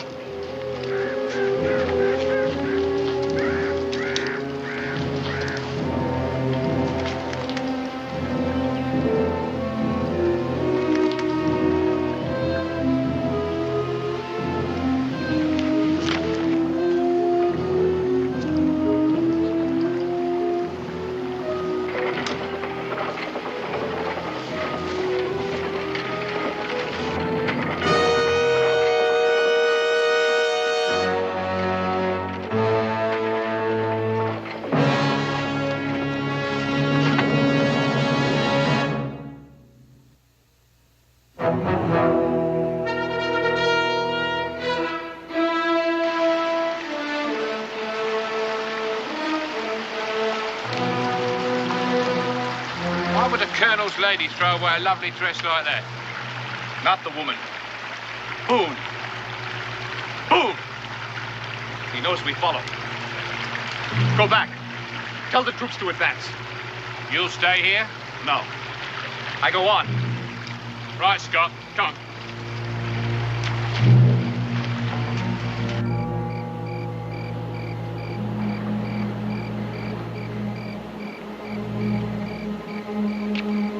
I wonder what's keeping Boone. Oh, Richard, I'm so cold.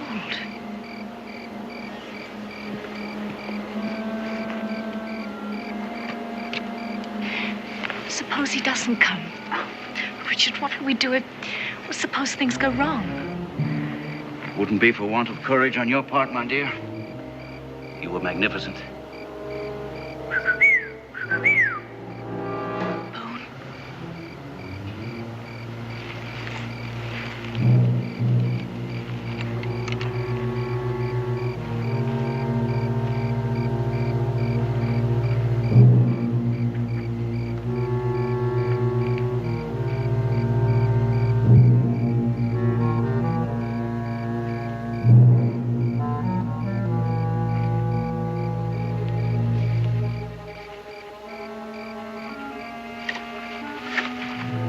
Expecting me, Colonel? Boone.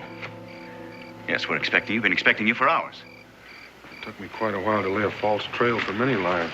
What are you doing coming up from the south? You were behind us. Well, I must have passed you during the night, Mrs. Lackland. Where did you get the rifle? Found out who many lives was blazing that trail for. And did you know there's a whole passel of British soldiers following him? Well, then, the sooner we're under Grayson's protection, the better. Let's get out of here. Well, they won't need that many soldiers to take you alive, Colonel. But they are going to need them for something else. Yes? Could be said that I'm a worse traitor than you are, because I've been leading British soldiers straight to where Grayson has Governor Hamilton prisoner. Now, that's what those soldiers want, to rescue Hamilton and his men, isn't it? And I've just been wondering, Colonel Lackland, if that's not what you've been after, too. You were right, Boone. I do need this pistol more than you. Put the rifle down. In view of your suspicions, Boone, I think it best that my soldiers reach Grayson before you do. It has to be a surprise attack. You see, Lieutenant Governor Hamilton is not only a dear friend of mine, but also happens to be Angela's uncle. So we'll just wait right here. Very clever man, Colonel. I bet you even know how to paddle a canoe. Mrs. Lackland? You know, I'm pretty sure you didn't figure on coming with me. After you handed me those documents, I figured I'd head straight for Grayson. Many lives had followed, blazing a trail for the British soldiers. But then you were captured. It sure put a burr under your saddle. You locked me up. I couldn't lead you to Grayson. You turned me loose. I had to convince you I was a bona fide traitor. The only way to do that was to help you to escape. Played your part very well, Colonel. I think you had a few suspicions, Boone. The worst of it was you kept trying to hide our trail. We were hard put finding ways to leave a trail for many lives to follow. Like the perfume. It was the very best perfume, Mr. Boone. Well, you had me fooled right up until the time I found out that I was acting as a guide for the British Army. There is some comfort in knowing I wasn't traveling with British traitors. Thank you. Treason is distasteful, but in this case, the end justified the means. You mean your plan to rescue Hamilton? You can forget that, Colonel.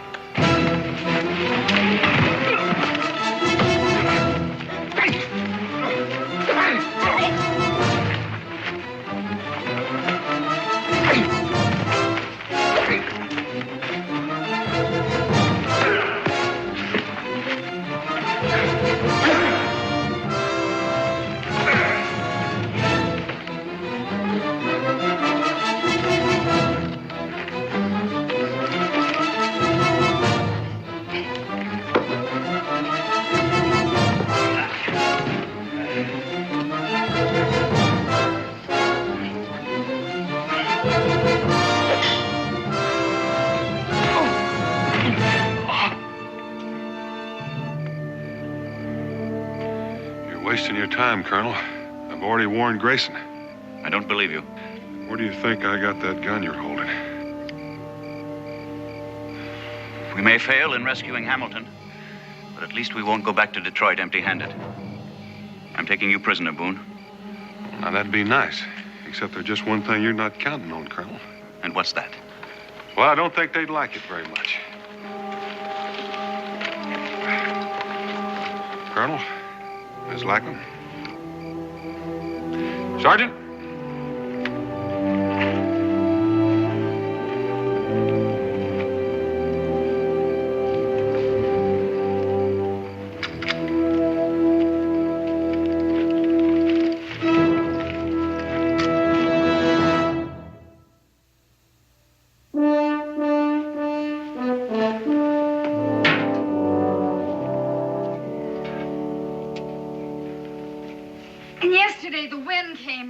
Blew my clothesline down. I had to do the whole wash over again.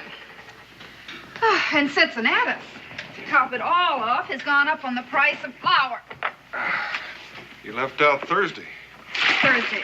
Oh, Thursday was calamitous. The cakes I baked for Molly Malone's quilting bee fell. Oh, and butter wouldn't melt in Mrs. Gay's mouth when she saw 'em. And I ruined a batch of soap. Oh, and Daniel, the cabin needs chinking. Has Israel been behaving? Well, he's been trailing after Prather Beasley again. And neglecting his chores. You know, the wood box is empty. And he's completely quit bringing in the water. Well, I'll speak to him about that. Where'd you say you'd been? I said, where did you say you'd been? Oh, Fort Detroit. And who was with you? Oh, Cully for the most part. Becky, we need some more hot water. This is kind of lukewarm. Lukewarm, is it? Cully has been back in Moonsboro 3 days, and I never knew him to wear women's perfume. Don't you lie to me, Daniel Boone. Oh, that's cold. What's so funny? That's the second time this week that perfume's almost got me killed.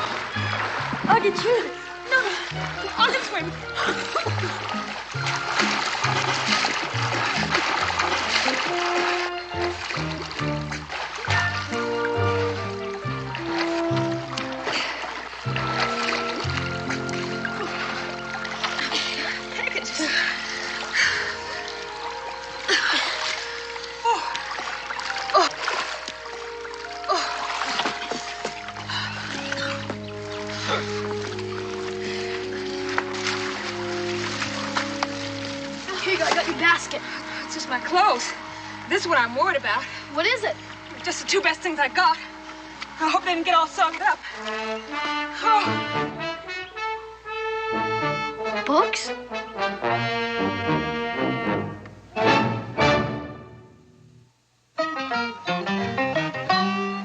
Daniel Boone was a man, yes, a big man, with an eye like an eagle and as tall as a mountain was he. Daniel Boone was a man, yes, a big man. He was brave, he was fearless, and as tough as a mighty oak tree. From the coonskin cap on the top of old Dan to the heel of his rawhide shoe, the rippin'est, roaring'est, fighting'est man the frontier ever knew.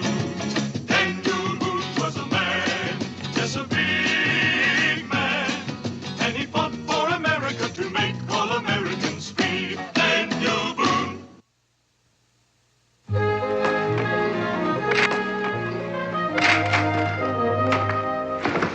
What are you doing? Look at my place. What are you really? Look at this.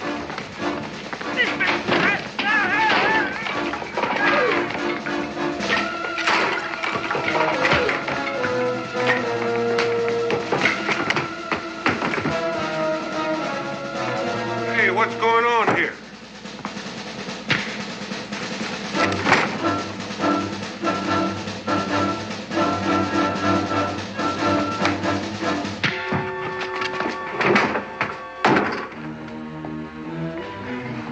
What was this all about?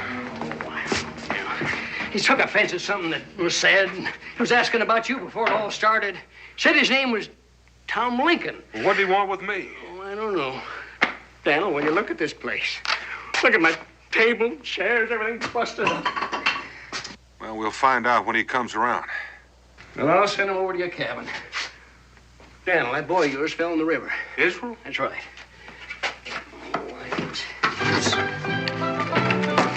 Here, Nancy. Have a hot cup of tea. Israel, I thought I told you to get out of those wet things. Now scoot. Our books aren't hurt now. Just a mite damp. That's fine, but the important thing is to get you dried.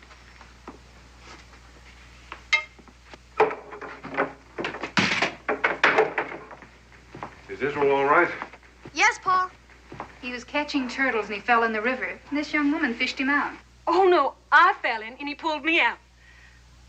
I want a baby boy just like him. He's got more grit than a sandbar. I went under and he ottered in and swum out to save me. Now, that's the kind of baby boy I hanker for. You must be Daniel Boone. My husband, Miss Nancy Hanks. Howdy. Dan, what happened to your ear? It's been bleeding. Oh, it's nothing, just a little scuffle. Nothing. You sit down there. I'll get something to fix it with. Oh. Nancy Hanks. Where are you from, Miss Hanks? Elizabethtown. Some folks call me Nancy Sparrow because I live there with my aunt and uncle, Tom and Betsy Sparrow. Oh.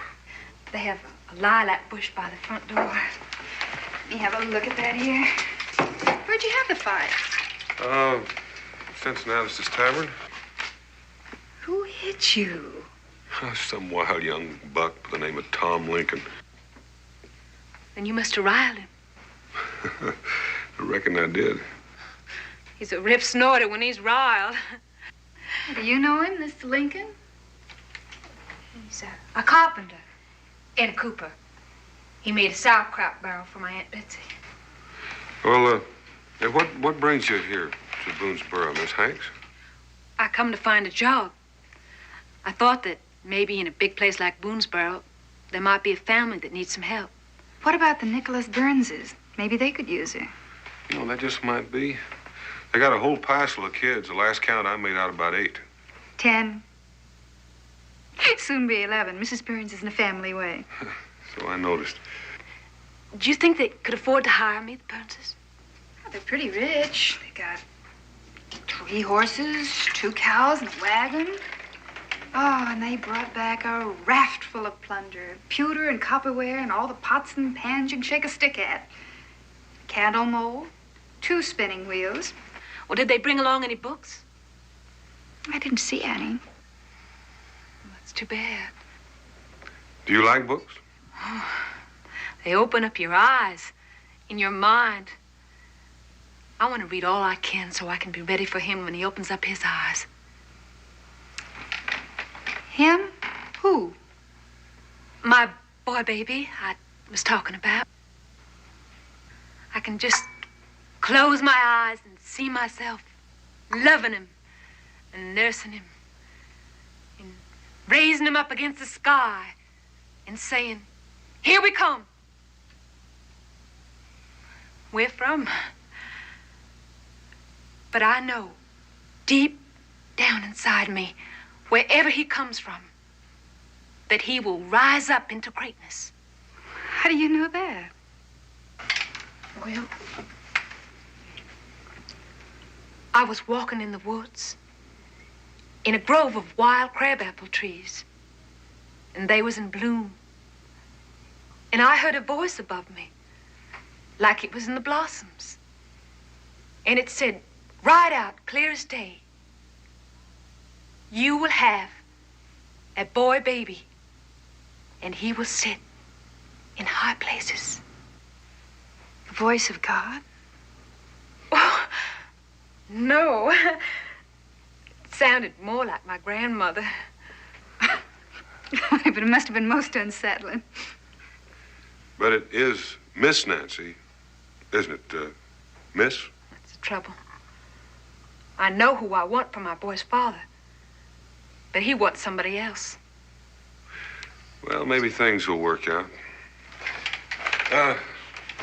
Becky, could I have a little of that tea? Of course.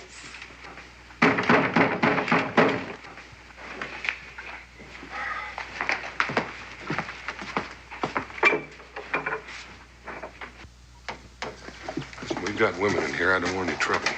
I didn't come for no trouble. My name's Tom Lincoln. Are you any kin to Mordecai Lincoln? That's my brother. I knew your father, Captain Lincoln, before he was killed by the Indians. That's the only reason I'm here. Come on in.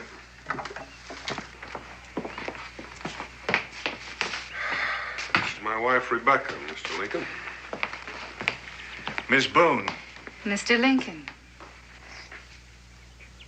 Nancy Hanks. Mr. Lincoln.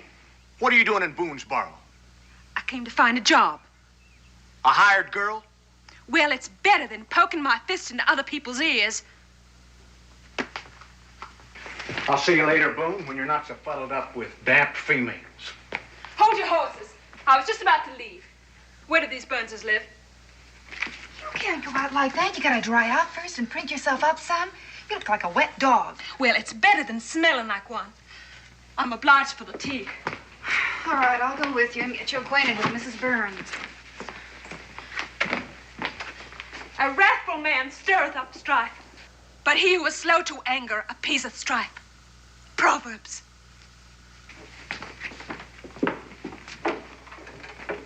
What can I do for you, Mr. Lincoln?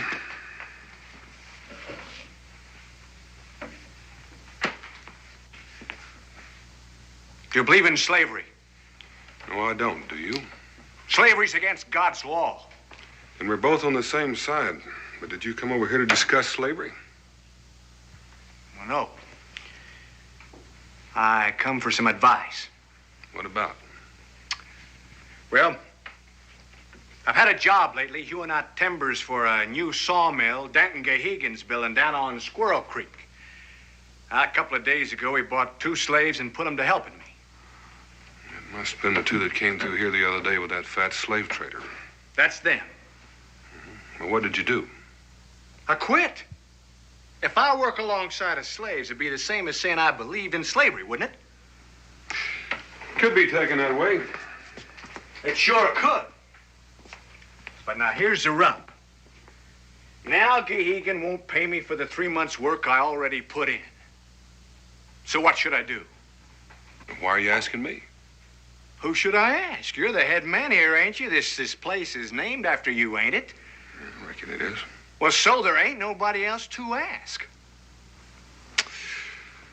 Well, I reckon your only way out is to sue. Well, now, how do I do that? Well, you know the man down at the tavern, Cincinnati? Yeah. Well, he's a justice of the peace. Go see him. And that's the best you've got to offer? That's it, unless he sues you back for busting up his furniture. I've already agreed to mend his furniture, and when I'm through, it'll be better than what he had in the first place, and that's more than I can say for Kentucky. Now, what's wrong with Kentucky? Look at the mess it's in. A man can't collect what's owed him. If it's an honest debt, he'll collect it. You bet I will. Thanks for nothing. Hey, wait a minute! What do you mean, honest debt? You casting doubts on my honesty? I said the court will decide it. Well, I'm casting doubts on yours. Now, you just wait just a minute. That wasn't no honest punch that flattened me out. What was it? It was a lucky punch.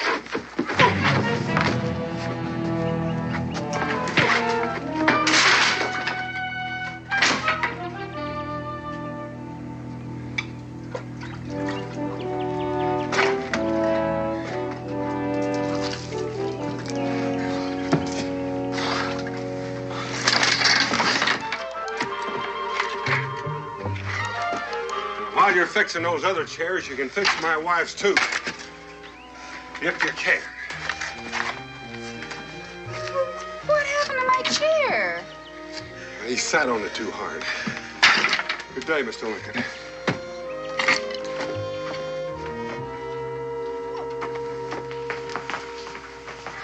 What was that about? Take a look in my ear. Not again. Oh, I'm sorry for Nancy's sake. What's Nancy got to do with this? Tom Lincoln is the one Nancy wants for the father of her boy baby. Coming here to Boonesboro for a job was just an excuse to follow him. Well, did she get the job? Yes, they were glad to get her. Now, just a minute. Did she say she followed him here? Oh, of course not. But didn't you see the way her eyes lit up when you first mentioned his name? No. And didn't you see how she defended him when she said you must have riled him? Yeah, I heard that. And did you see how she tied into him for fighting? Yeah, I heard that too, but I still got whomped in the ear. You men can be so thick-headed about some things. They're in love. I'll bet a stack of feathers on it. Well, I'll wager that no baby boy of Tom Lincoln's will ever amount to much. Here, give me that.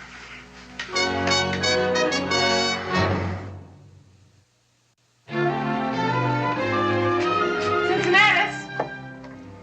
Where's Cincinnati? Down the river? Went to serve a paper for me. For you? Why? I'm bringing suit against Denton Gahegan. Worked for him for 3 months, and I won't pay him. Well, who's minding the store? I am. I'd like a pound of sugar on the Burns account and a half a pound of black pepper. I'll weigh them out.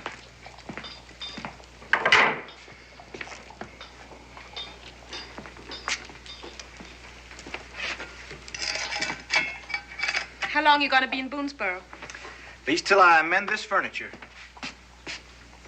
You ain't getting paid for that either. No, I ain't.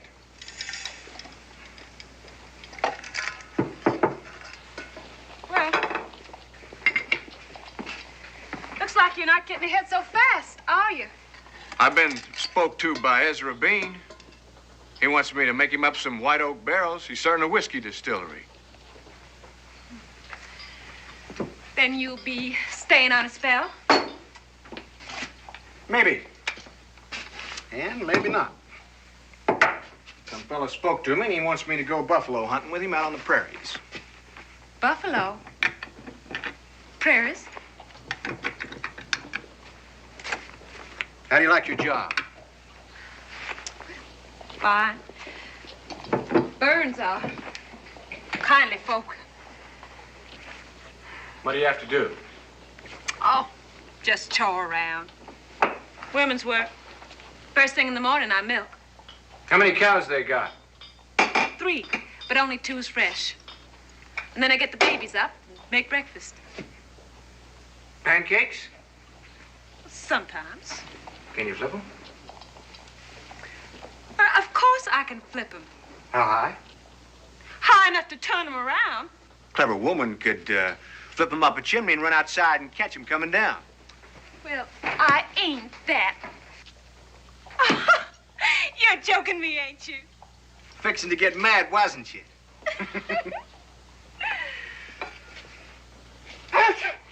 God bless you. This is black pepper. This is black pepper. What do you do after breakfast? I make cheese, and sew dotties, and wash the babies. And then I make dinner, and hoe the cabbages, and round the cows in, and milk 'em. Then, on a Monday, I do the washing, and on Tuesday, the ironing. This morning, I strained out a tub of wild honey. But that ain't every day. Mrs. Burns, she's so poorly that I had to put her to bed, too.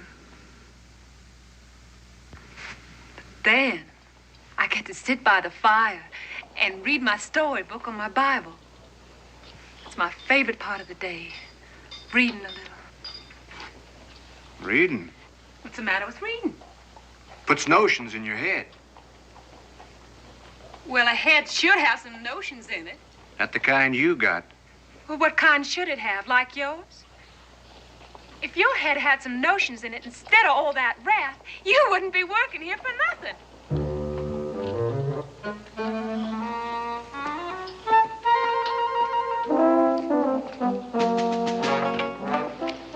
Oh, Miss Nancy! Hello, Adrian. Pa told me to tell you. We got some books. Well, that's wonderful. What books? I don't know, but one of them's a fable book. Aesop's Fables? Yeah. Did you read it? No, I told you. I don't like books. Good boy. Could I borrow it? I reckon that's why Pa told me to tell you. Good. Then I'll amble over tonight and get it.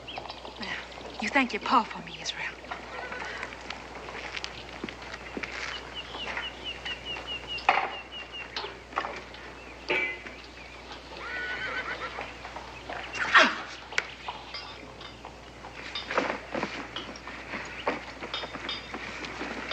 Still at it, Mr. Lincoln?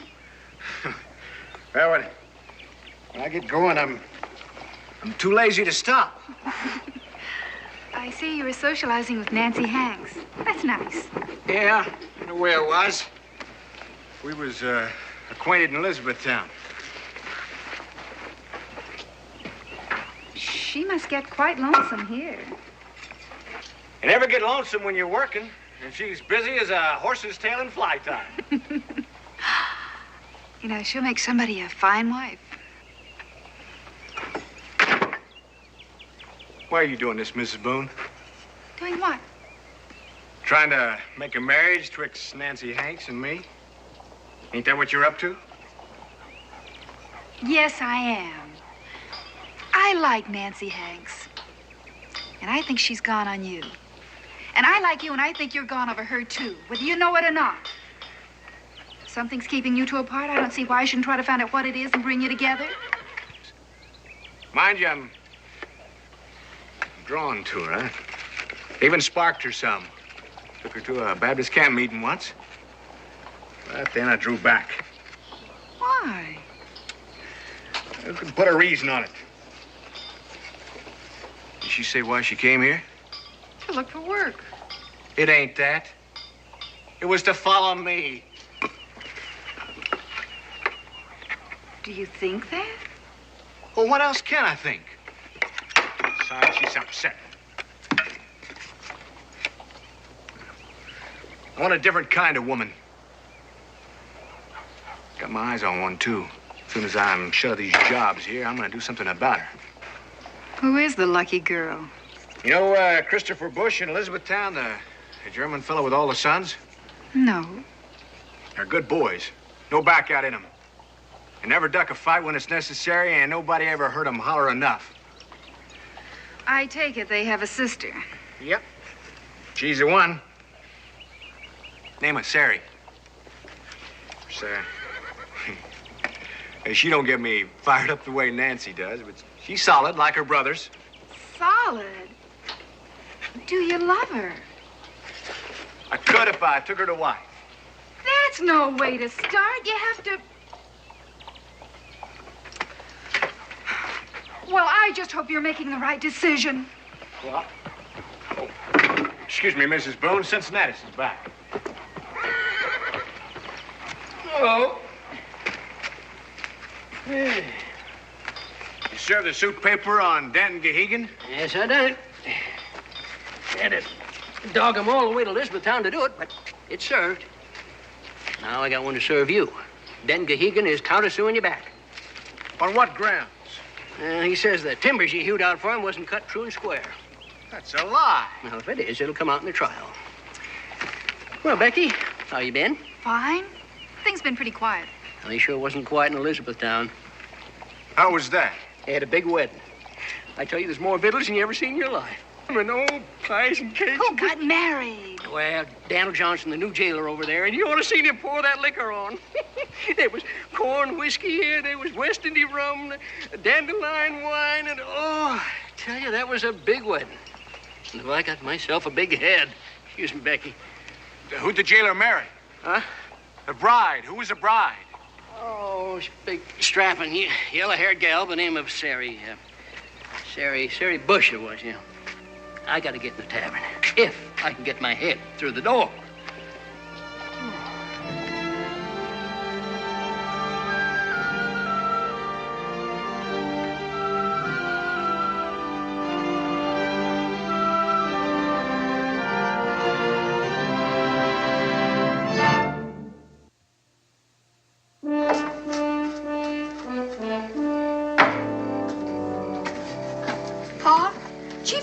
Was a bad Indian, wasn't he?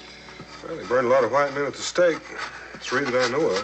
Well, when he was killed, did you peel off his hide and make your razor stomp out of it? I certainly did not. That made me as bad as he was. Who told you that? Foxy Graham. Well, Foxy Graham was stretching the truth like his old man does occasionally. Come around here and hold this for me.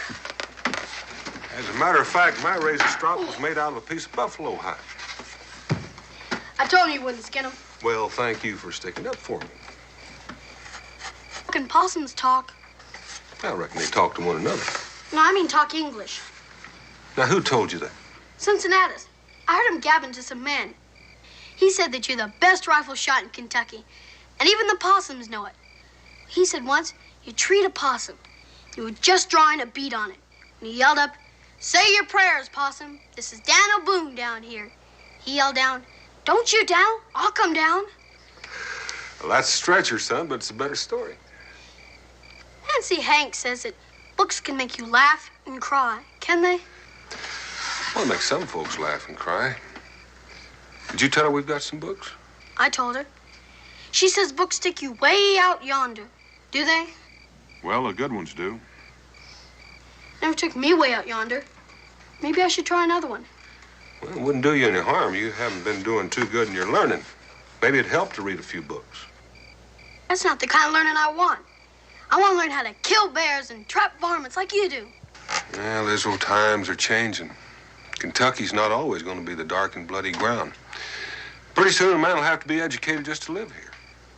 I don't see what's wrong with being a trapper and a hunter. Oh, hi, Nancy. Good evening, Mr. Boone. Israel? Come to borrow a book? Yes, I have, thank you. Books ain't as plenty as wildcats in these parts. I come to borrow Aesop's fables. And I brung you Robinson Crusoe. I know you'll like it. It's about the adventures of a man cast away on a desert island. Thank you. There you are, son. Read it. But tomorrow, it's bedtime. Night, Pa. Night, Nancy. Come on in, Nancy. Rebecca, Nancy Hanks is here. Nancy! Oh, Nancy, how nice to see you. Did you hear the news Cincinnatus brought back from Elizabethtown? No, ma'am. We was fixing to boil up some soap, and I was busy all day leaching out ashes and making lye. There was a big wedding over there. And guess who got married? Sari Bush and Daniel Johnson. Oh.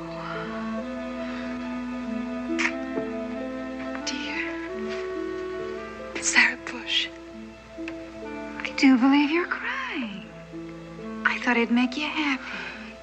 Well, I'm sad for Tom. He was gone on Sari. No, he wasn't. He told me so. He did? Yes. He told me he thought she'd make a good wife, but he wasn't gone on her. Now, you stop that crying.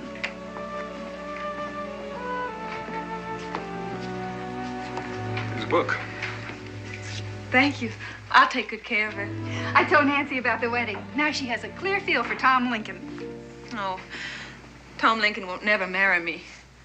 He's got something against me. Well, what in the world has he got against you? Well, I don't know. He gets close and then he backs away. What do you think it is? Well, I don't know either, Nancy, unless...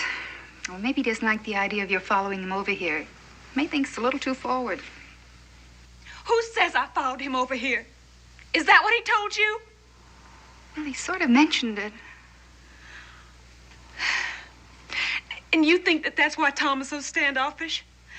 Because he thinks that I'm too forward?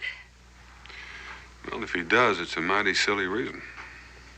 Come in. Daniel? Tom Lincoln here's got a favor he'd like to ask of you. He wants you to go down to Squirrel Creek and inspect some timbers that he hewed out for Denton Gahegan. Why? Well, so you can testify in the suit and the countersuit that them logs are cut true and honest. You want me to testify after the mess I got Kentucky in? That's the only reason I'm here. It's the least you can do. You've got a lot of brass. Now, Dan, don't go getting ringy. Just lamb down. If justice is going to be done, I've got to hear testimony from somebody I can trust, and I figured it might just as well be you. Thank you, Cincinnati. The only reason I might do it is because I liked his father. Well, much obliged. Wait a minute. Which of you gentlemen is going to escort Miss Hanks home through the dark to the Burnses? Well, I'll be happy to take her. I rather thought you'd stay here and tell us more of the news of Elizabethtown. Oh, well, in that case, I'll be happy to stay. I don't need nobody to walk me home. Good night. Oh, I'll walk you home. I was going that way anyhow.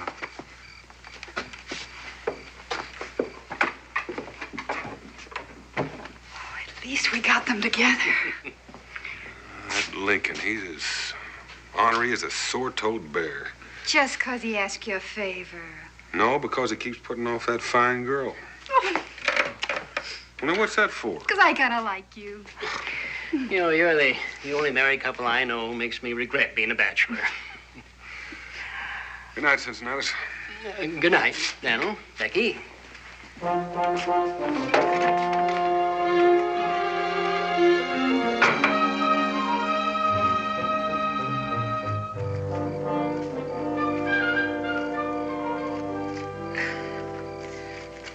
Well, I'm obliged for your company.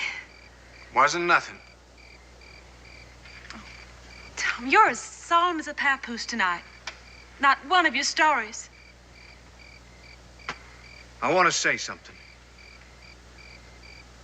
Nancy, my head ain't full of wrath. I get mad sometimes, sure. But I only fight when I get insulted. My man's got to fight then, or you'd be yellow as a harvest moon if he didn't. Can't you get it through your head? I'll try, Tom. All right, then. Well, good night. Wait. I want to say something, too. I'm sorry about Sari Bush getting married to that new fella. Oh, I'll get over it.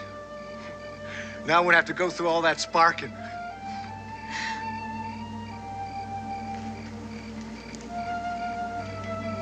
That ain't the real reason I'm glad. Maybe Sari Bush wasn't the woman at the fireplace. My dream. Dream? I've been having a dream lately. My sleep. Same dream. Every night. About a woman? Yeah. I go up this little path. A strange cabin. just like we done here. And I know what's inside. Bear skins on the bed, and seed corn hanging down from the rafters. I know there's a woman in there. That's when I get scared. But I force myself to push open the door and look in. There she is, sitting at the fireplace. Doing what? I don't know. That's what haunts me. Her back is always facing me. I know she's the woman I'm gonna take to wife, but I can't see what she's doing or who she is.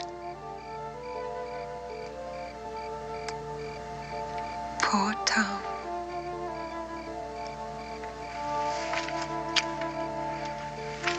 You have to go in right away? Yes. Good night.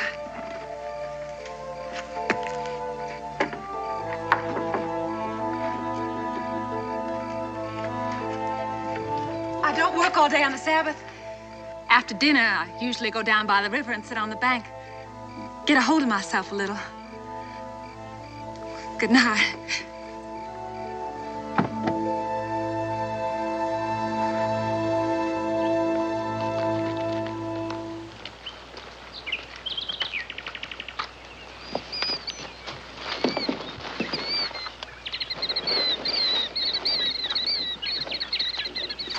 All right, and now remember, some of them are big and some small, but they all got my initials, TL, cut in one end, and they're all cut square, straight, and true. So you told me. I'd be 48 of them, and look out for some Gehegan might have had cut after I left. Now, that'll be enough instructions, Tom. I got something for you. About what? About Nancy Hanks. Suppose she did come here looking for a job. Does that mean she was following you? And what if she did? There's no reason to back off from a girl. And who are you to judge, anyhow? That's my business and not yours. All I'm trying to say is, don't be so pumpkin-headed about it. If you're so strung out about being honest, why don't you be honest with yourself for a change? Well, that does it. Now, cool off, Tom.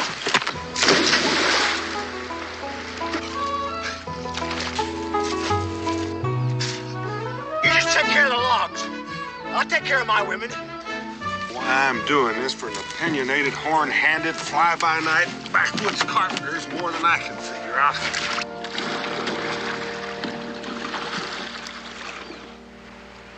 Oh, all the way to Shawnee's Town, long time ago. And when we ain't talking, you can almost hear the bells. Bells? Bells. Bells ringing out the glory. The glory of what? Of the world. Of the trees and the heavens. Mortal man with feet of clay. Gone tomorrow and here today. The glory of being alive.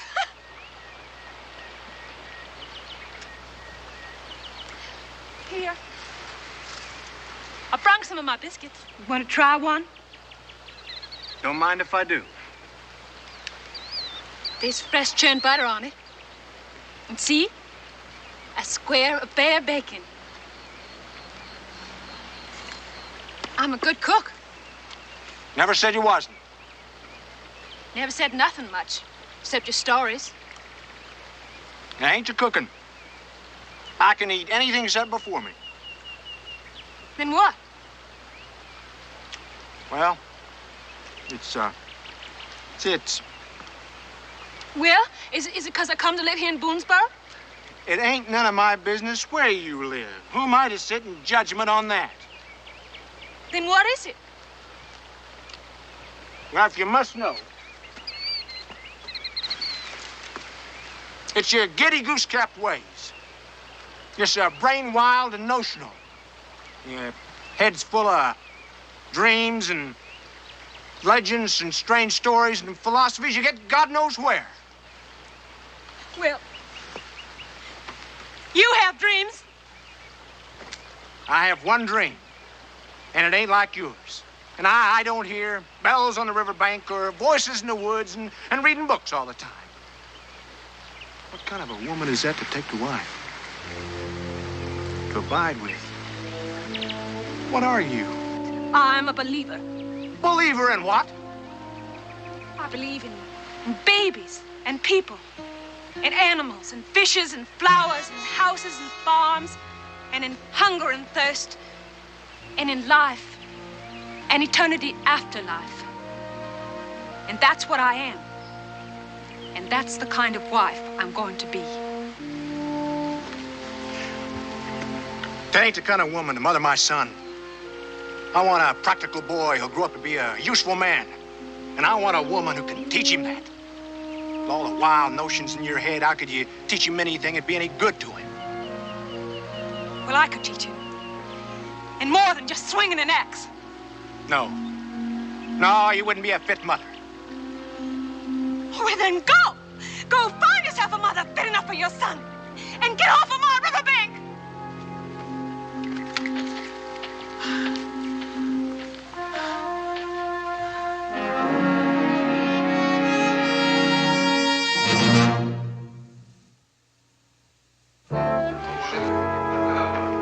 I might have known I couldn't get a fair trial here at Boonesboro. It's robbery, that's what it was, robbery. And them's the ones that did it to me. You're all in cahoots, the whole bunch of you. And you call yourself a judge, do you? Well, the curse of Michael Feeney be on you. And you big busybody, you're the one that did it to me. You framed me. You're all in cahoots, the whole bunch of you. Cincinnati, do you hear a fly buzzing? A fly buzzing? Well, I don't have to stand here and take your insults too, Mr. Boone. Fine bunch. Here's your hat, Mr. Gehagen. My hat? Let's be on our way, Mr. Gehagen.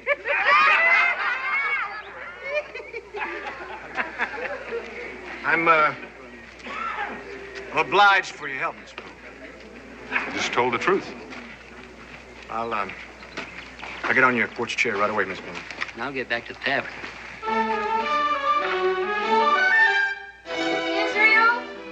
Israel! I need some firewood.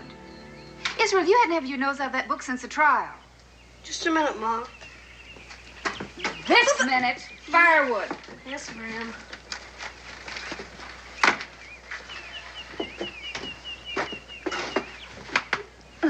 Good day?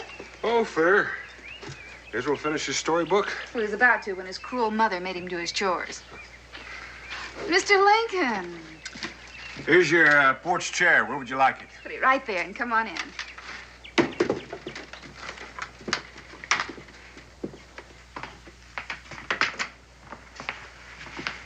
Well, how much do I owe you, Lincoln?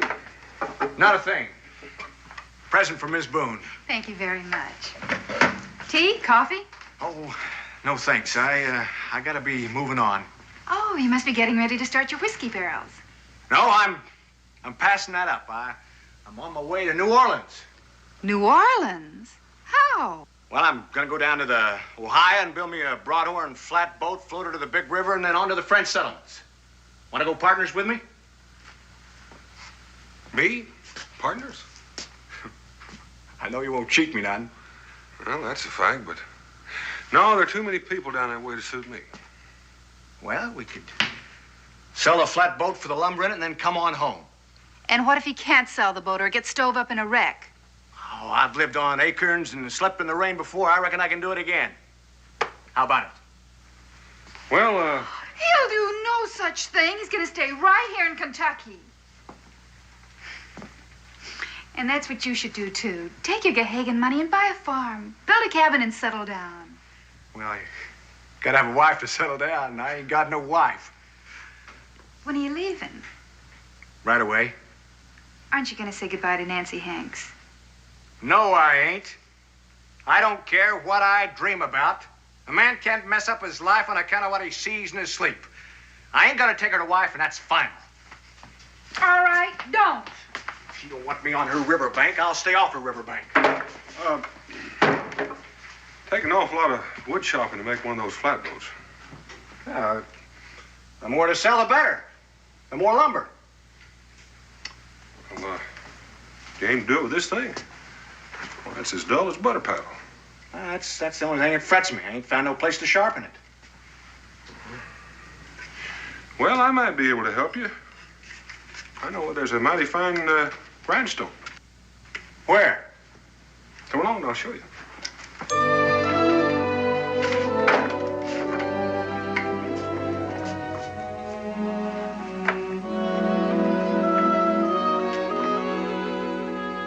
Hey, wait a minute. What are you doing, playing tricks on me? This is where Nancy Hanks works. The grindstone's out and back. Come on, she won't see you.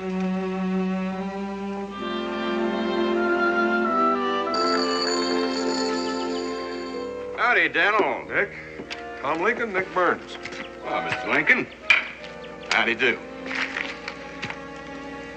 Want to sharpen the axe, do you? I'd be obliged. My wife didn't want me to fetch this stone along, but it's made me friends with every man east of the Green River. You'll need some more water, Nancy.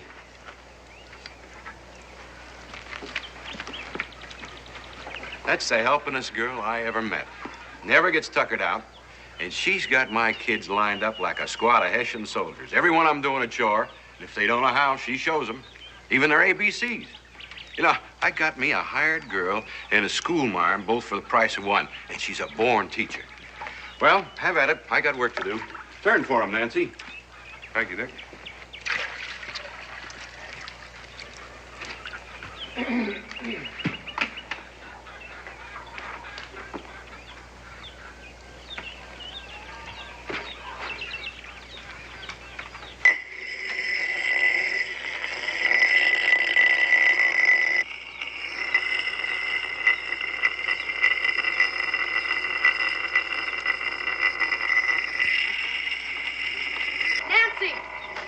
I finished it. I read all the way through it, and I didn't get any spots on it either. Washed my hands every time before I touched it. Well, it belongs to treat a book like that. But did you like it? Oh, yes. Wasn't it good? He lived on that island for 24 years, all by himself. Who? Robinson Crusoe. And when he saw the footprints in the sand, criminally, wasn't that a dinger? Always gets me in the throat, that part. Did me, too. Well, who made the footprints? A savage, like a Shawnee, only darker. The cannibals were about to eat him. Robinson Crusoe saved him. It was on a Friday, so Robinson named him My Man Friday. A slave? No. But wasn't Robinson handy with his tools? I mean, the way he made his house and built his fort. Tools? That's in the book? It is. And wasn't old Robinson a good man? Praying to God and cleaving to the promises in the Bible, keeping his faith. Doing all the good he could, even when he was taming his goats. What else have you got, Nancy? What other books? Just my Bible. I didn't think you liked books. You changed me. I never knew they had so much good stuff in them. Well, then I'll give you back your fable book. It's got lots of good stuff in it. Only you'll have to think some to get it out. Could you do that? I can try. If you try, then you'll do it. Maybe there is something to getting some learning. Paul always says times are changing, and a man has to get educated to get along in Kentucky. Your pa's right. Looks like you've taught him a valuable lesson, Nancy. I'm much obliged to you. If she could do that for your boy, she could do it for her own. Couldn't she? Well, I don't know why not. Maybe even better as a mother.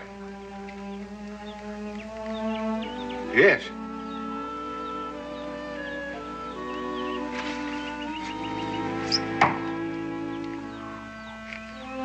I don't think I ever said this before in my whole life, but I'm saying it now.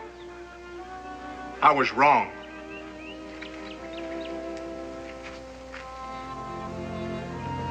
I'm a pumpkin-headed, fly-by-night carpenter.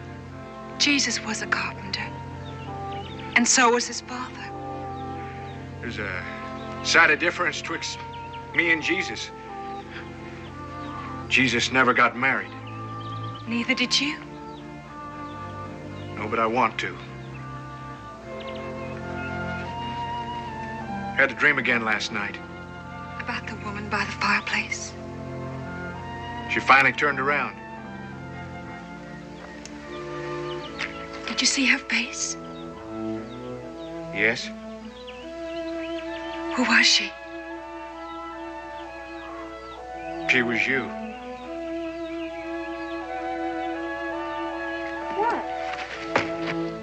So will you, Nancy? Will I what? Will you do me the honor to be my wife and the mother of my son? Yes, I will. And thank you for the offer.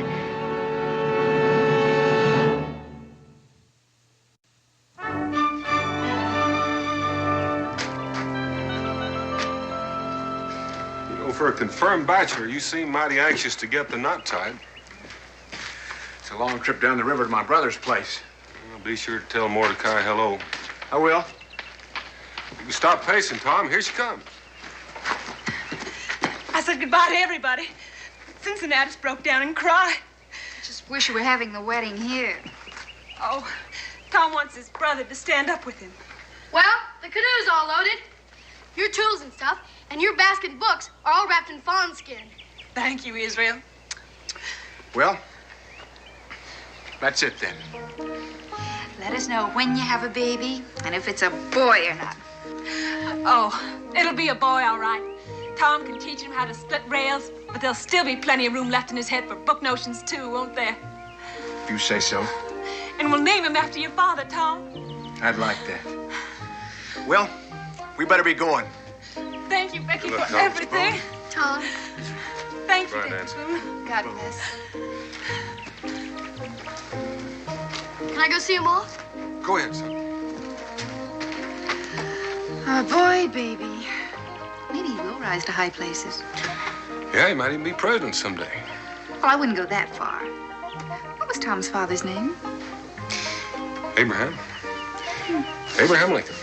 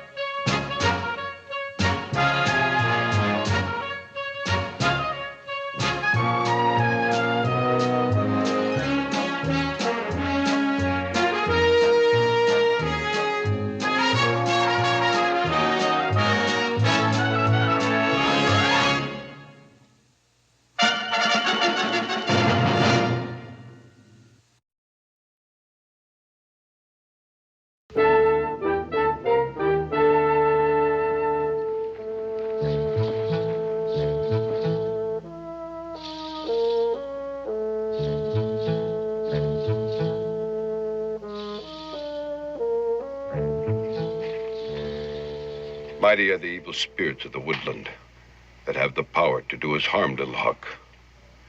But mightier still is the good medicine for Manitou, the great spirit that vanquishes them.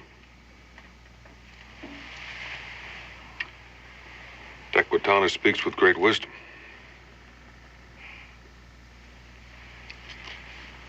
For many moons, there's been war between us, Tequitana.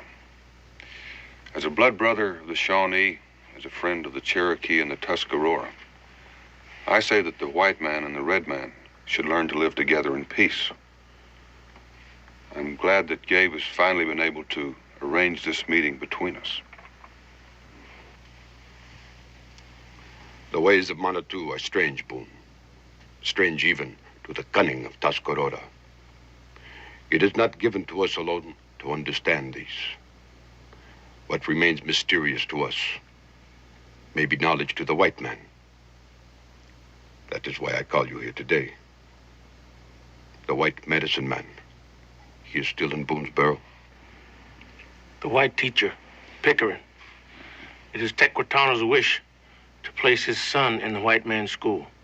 To bring friendship and understanding between white man and Tuscarora. Lil Huck should be armed with both Tuscarora wisdom and white man knowledge. Your face darkens, Big Turtle. It is not your wish to bring understanding between our people? As Tequatana bears witness, that has always been my wish. But my heart remains troubled. The white men of the settlement have often shown anger toward the Tuscarora, and the Tuscarora toward the whites. Even the small ones of school age, both red and white, are not without anger. I wouldn't want anything to happen to Little Hawk, for that would destroy all chances of peace between us. Little Hawk could stay with you, Boone. We'd be honored to have him. Then it is decided. Little Hawk will go with you now to attend school with the white man. Farewell, my son. Stand proud. Listen wisely.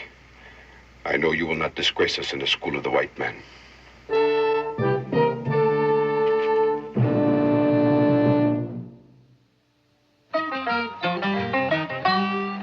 Daniel Boone was a man, yes, a big man,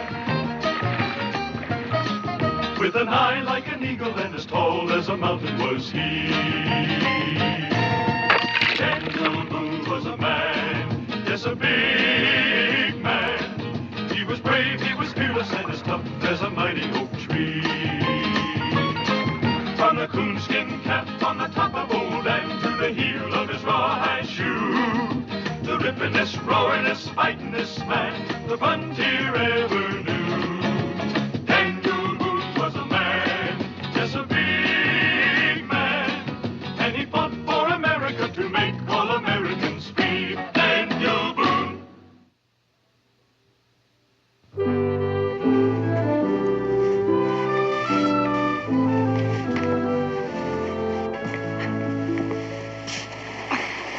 What'd he say?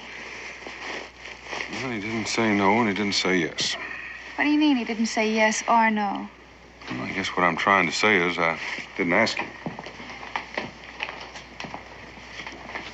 You didn't ask him? Oh, Dan, that boy's expecting to go to school tomorrow. I know. Daniel Boone, you march right back to that schoolhouse and tell Amos Pickering he has another pupil. Mr. Pickering. Oh, it isn't the man himself, Becky.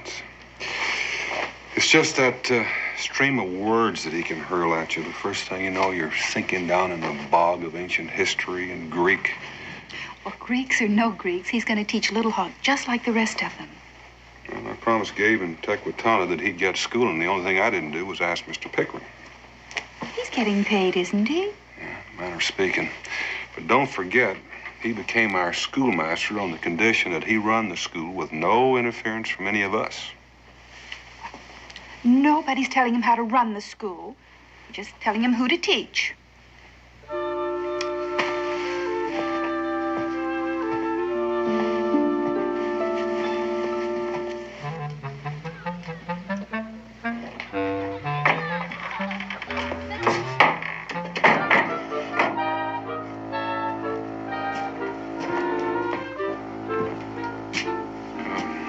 Mr. Pickering?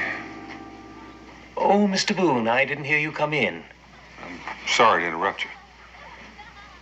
Non omnia possumus omnes.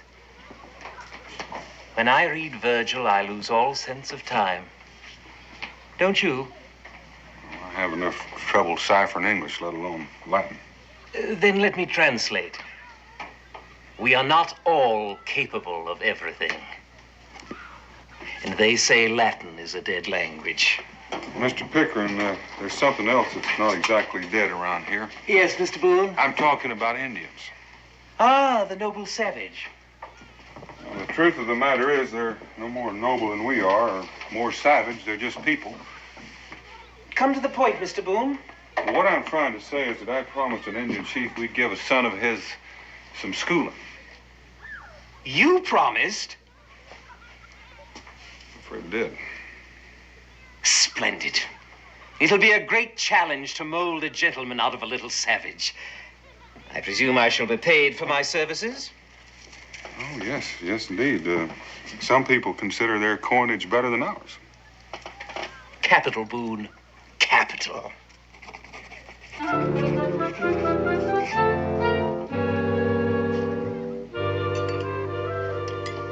Yes, sir, Little Hawk. Yes, very good. Think you like white man's food?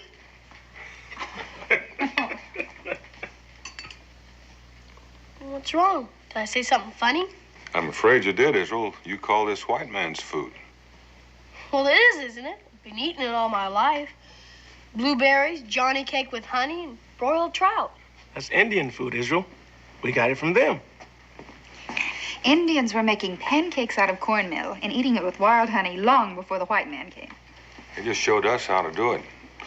Berries and fish have always been favored Indian food. Not only for breakfast, anytime. And don't forget about potatoes, pumpkins, squash, beans, yams. It's all Indian food. We learned about it from them. And we're supposed to be teaching you our ways. We will. He has a lot to learn. But we want him to know about our history, how we govern ourselves, what we believe in. By learning the ways of the white man, my father says I serve as a link between the white man and the red. Israel, I've got an important job for you. You can trust me, Pa. I want to make sure that Little Hawk gets started in school the right way, and that you help him with his lessons and that he gets along with the kids.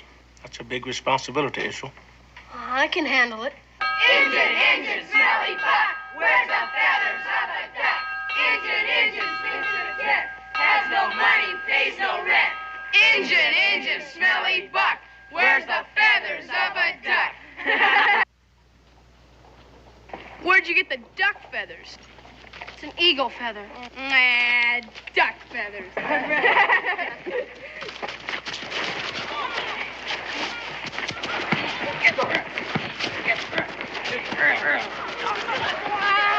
Stop it! Stop it this instant! Get up. Get up, all of you. Stop this. You know I never permit violence in my school. If there is to be any violence, I shall administer it. There wouldn't have been any trouble, sir, if that engine hadn't showed up. Yeah, we don't want any redskin kids in our school. And Israel Boone brung him. Brought. It's brought. Now, I shall decide who attends my school. All of you, march.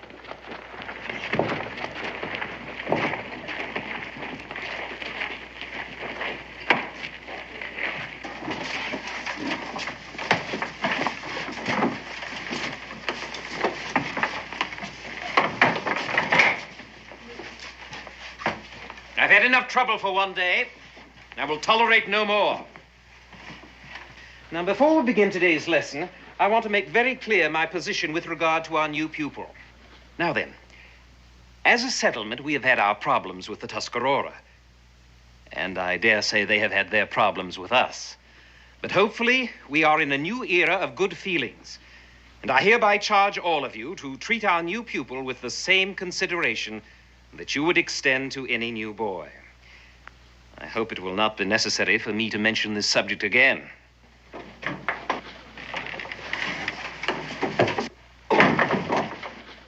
Oh, Mr. Boone. Well, excuse me, Mr. Pickering. I didn't mean to interrupt. It's always a privilege to welcome the leader of our community.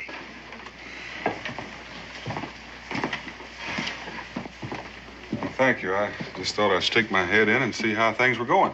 Splendidly, Mr. Boone. Splendidly. Did you think otherwise? No, sir. Little Hawk's father is aware that the schoolmaster must be paid monthly for giving education in wampum or white man's goods. That's correct. Payment in advance. 1 pair of moccasins. To comfort your feet. 1 dried fish. Good to eat. Last many weeks. 1 bear claw necklace. A necklace of bear claws? To wear on festivals and holidays. But bear claws? Well, as you say yourself, Mr. Pickering, each pupil according to his ability to pay. Yes? It's Little Hawk's most cherished possession. He killed the bear himself. It must have been a very large bear. In his tribe, it's a part of the test of manhood. How'd you kill him? With a spear. Well, that took great courage. You had to get quite close.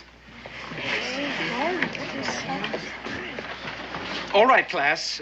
Resume your seats.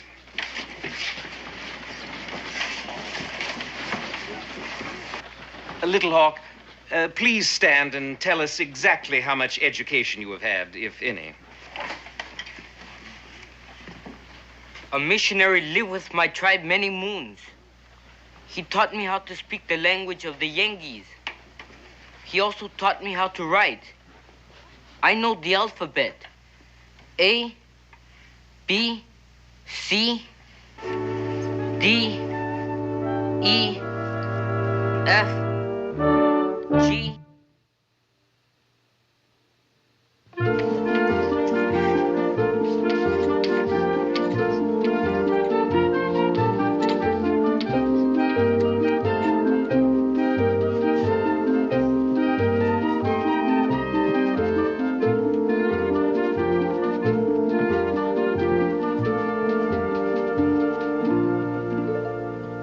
Wonder how the boys are doing in school, Boone.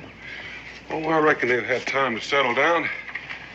Pedro never was much of a scholar, but he's taken to it without too much respect. At least he's never made a ruckus. As for, Little Hawk, I reckon he's had time to get used to the routine, settle down.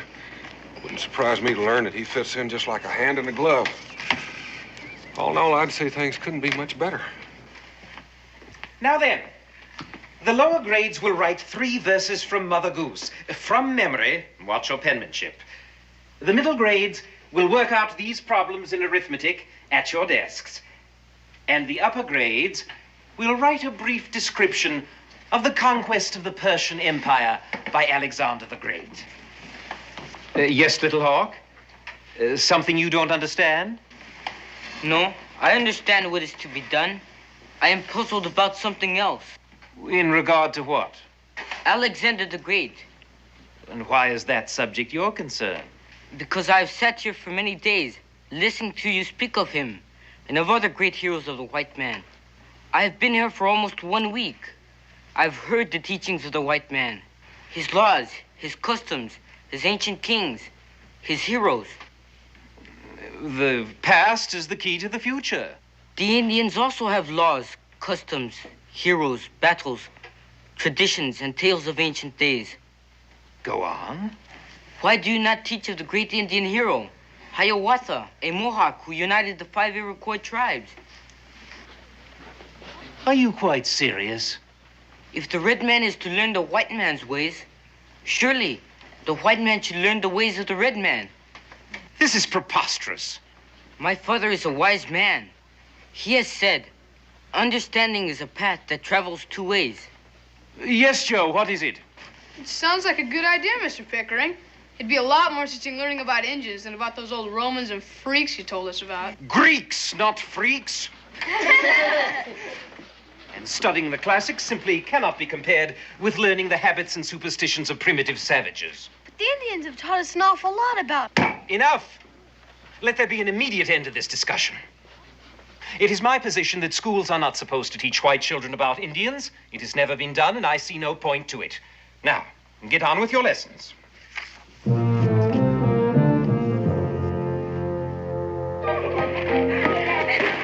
Little Hawk, tell us some more things about the Redskins. Yeah, tell us what you want old Pickering to teach us about. There's too much to know. It would take many moons. I cannot tell everything in 1 afternoon. Just give him an idea. Tell him some of the tests you had to take for that manhood. Yeah. Most of it is secret. I would first have to get permission from the tribal elders. But I can tell you this. They tested my endurance, my courage, and my ability to withstand pain without crying out. Gee, when my old man wallops me, I yell. How come Indians always have such funny names, like Little Hawk and Yellow Lance, Standing Bear, White Cloud? When an Indian child is born, the father walks out of the teepee full of happiness. And whatever he sees first, or the first thing that enters his mind, is what he names the child. That is supposed to bring good luck to the baby. When I was born, my father saw a little hawk. When the child grows up, he can choose another name if it pleases him. I wish I was an Indian. I sure call myself something besides Jonathan. Hey, tell us something about your medicine man. His most important job is to cure sickness. We call him shaman. The family of the sick person must pay him in advance to make the cure. But there's one great difference between the shaman and the doctor of the white people. What's that? If the patient dies, he has to pay back the fee. The shaman can also change himself into an animal, talk to spirits, travel to the other world, make rain, foretell the future. Oh, we don't have a doctor like that, do we? Gee, I never reckoned there was so much to learn about Indians. Excuse me, Indians. I'd sure like to learn about that stuff a lot more than about old Julius Caesar and King George III. We all agree about it.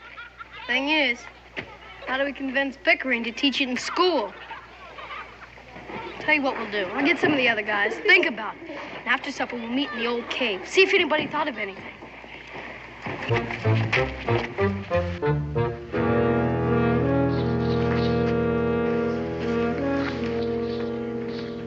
Looks like everybody's here.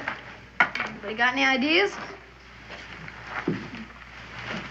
Suppose we all stay out of school for a few days. That'd make old Pickering give in. Nah, that's no good. Then our folks will paddle us for not going. Yeah, and they give us extra chores if we're not in school. Yeah, that's right. Hey, look. We want old Pickering to start teaching us about Indians, right? Sure, we've already decided that. And we're sore because he won't do it, right? Joe Higby, will you stop telling us stuff we already know? What you don't know is we got us what they call a grievance. What's a grievance? And it's something that ain't fair.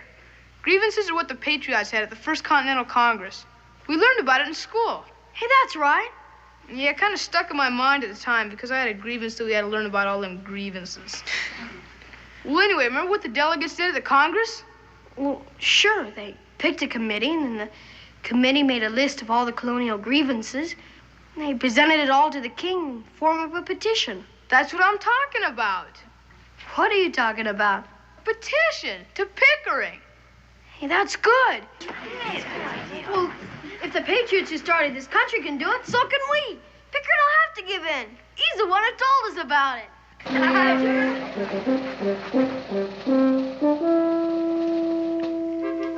Extraordinary. Utterly incredible. This is the most amazing document I have ever seen. 8 completely different sets of handwriting. The word grievance misspelled 5 different ways, and numerous other examples of unbelievable orthography. Sentence structure that threatens to destroy the very foundations of our language, and penmanship that can only be compared to the tracks made in wet snow by a drunken squirrel. Obviously, a cooperative effort. You didn't trust any single individual to do the job, so you botched it up collectively.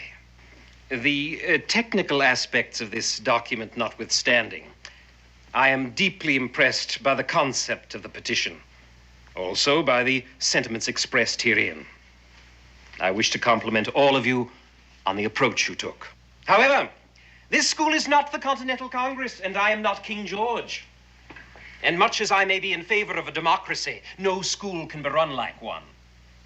A school is a place of learning where the schoolmaster has absolute power to decide every aspect of the curriculum.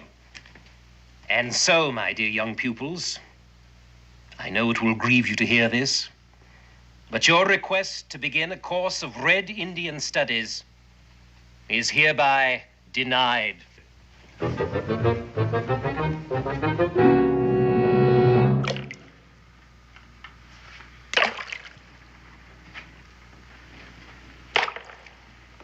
Seems like the only thing old Pickering knows about petitions is how to spell it. What do we do now?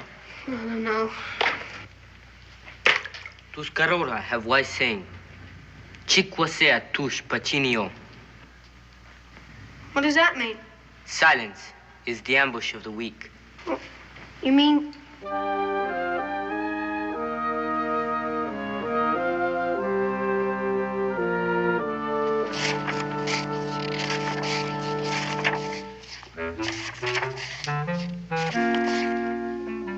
You haven't done your homework. No, sir. Baxter, I'm disappointed in you. Usually you're one of the boys I can depend upon to do his lessons. Take your seat. Jonathan, you name the two patriots who organized the Boston Tea Party. I don't know, sir. All right, class. All together.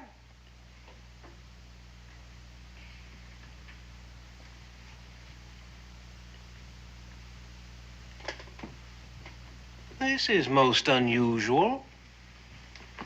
Doesn't anybody know anything?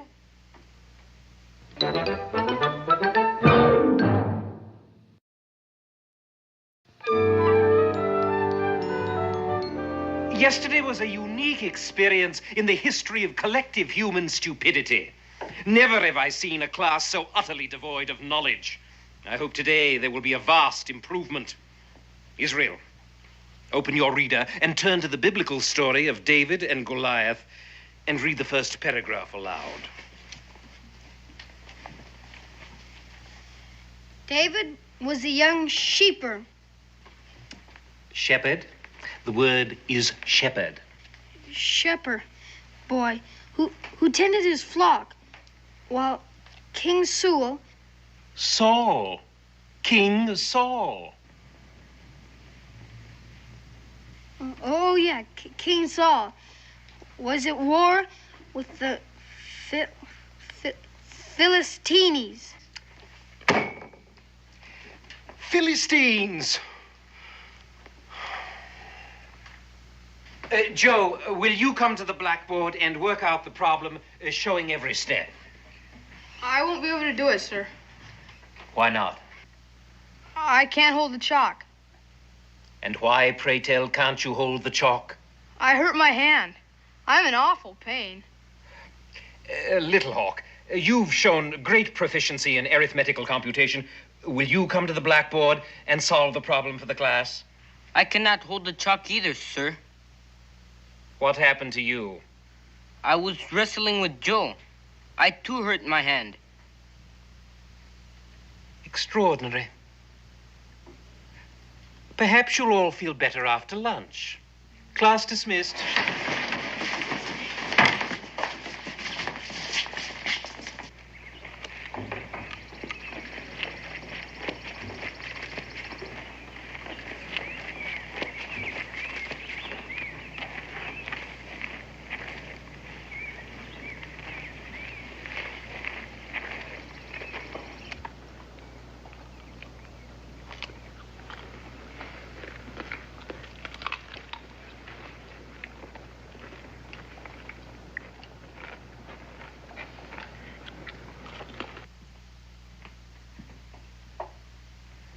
Well, class, now that our jolly lunchtime recess is over, let us get back to work.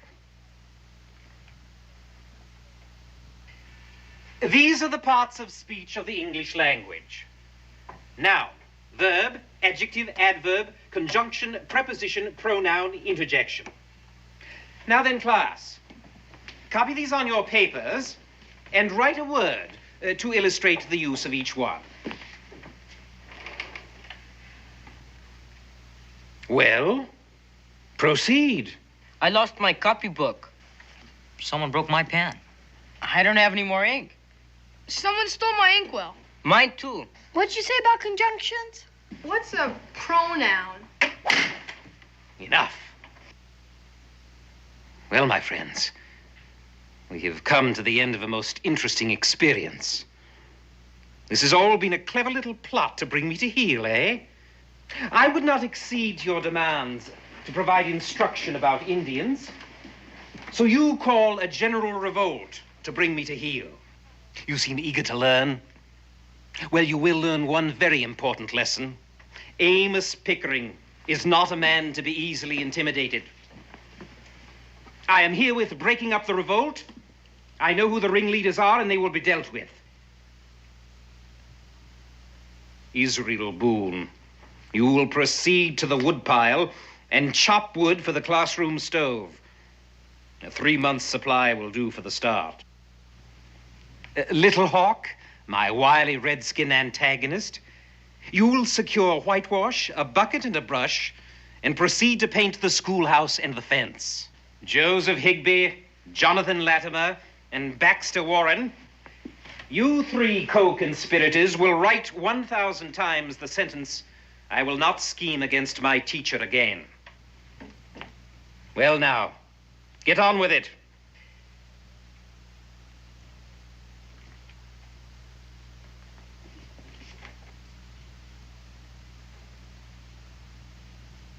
Perhaps you did not hear? We heard you, Mr. Pickering.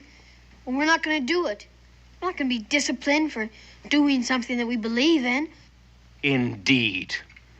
I will not tolerate defiance, nor I suspect will your parents, when I call a town meeting for tomorrow night.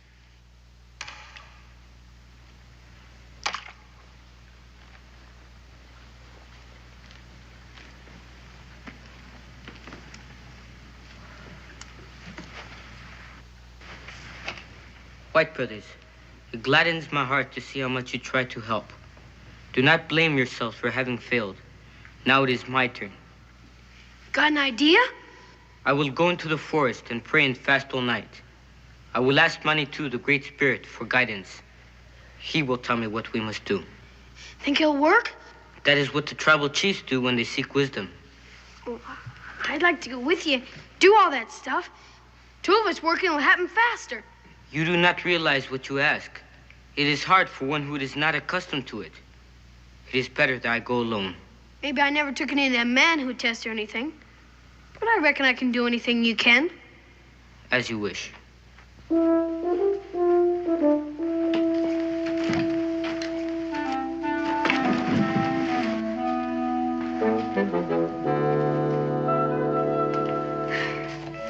a frost in the air tonight, boys. You sure you're not going to need some more cover? No, thank you, Mom.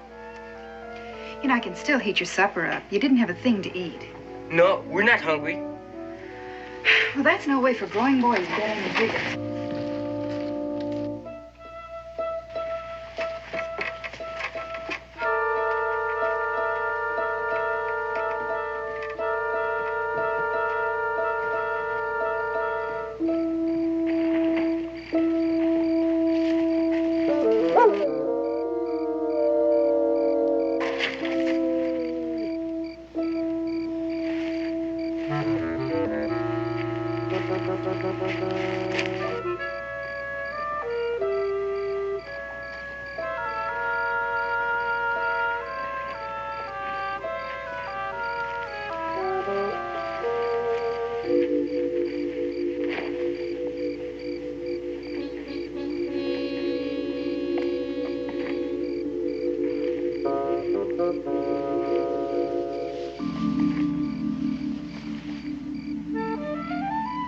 What are you doing? It's freezing out here. All right.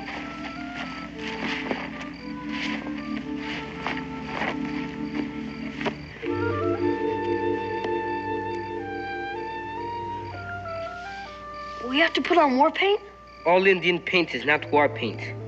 We paint our bodies and our faces for different reasons and in different ways. This is ceremonial paint.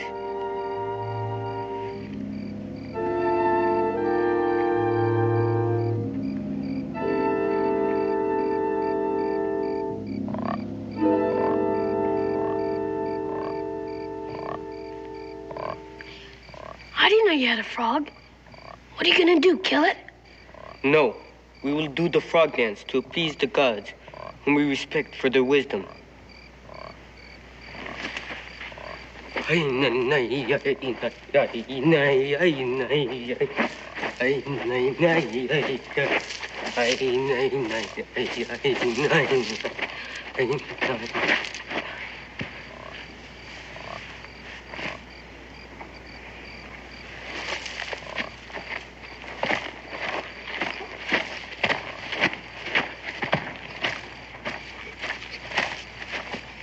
Can I keep dancing? Keeps me warm.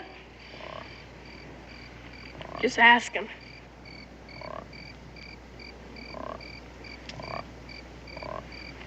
O great spirit, which lives in everything, the sky, the earth, the trees, the grass, the animals and birds, hear us, we pray to you.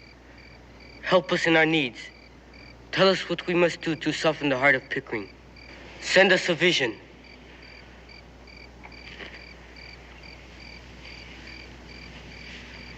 Oh, Great Spirit, I'm not an Indian, so I don't know if you're supposed to listen to me. But I'd sure be mighty pleased if you came through with everything little Huck just got through asking.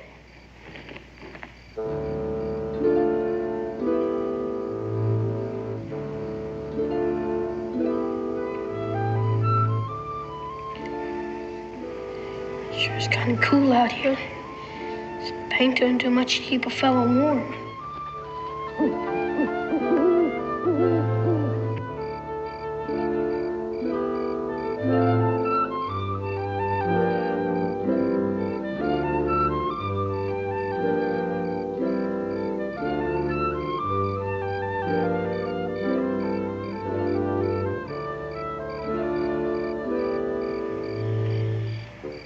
Sitting out in the night air sure gets a fella's appetite up.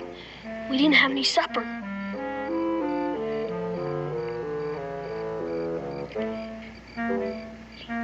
You know what I do when I'm hungry at home in the middle of the night? I get up and I have a snack.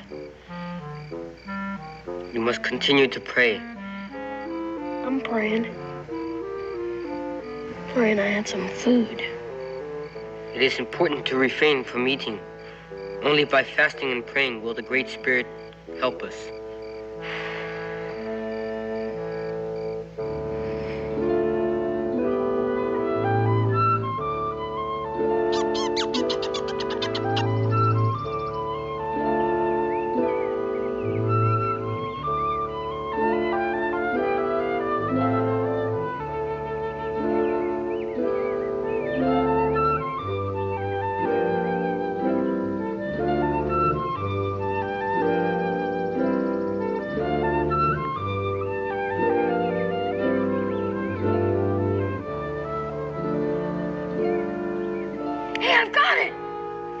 You have a vision? I reckon I do. The Great Spirit of the Indians talked to me. I know just what to do to put the pressure on old Pickering. What is it? Tell me. I'll be glad to tell you right after breakfast. Oh, thanks a lot, Great Spirit. Come on.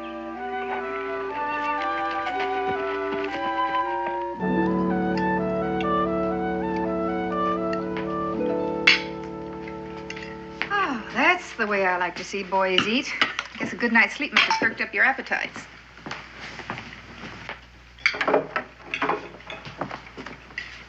Pedro, will you come out here a minute? Sure, Pa.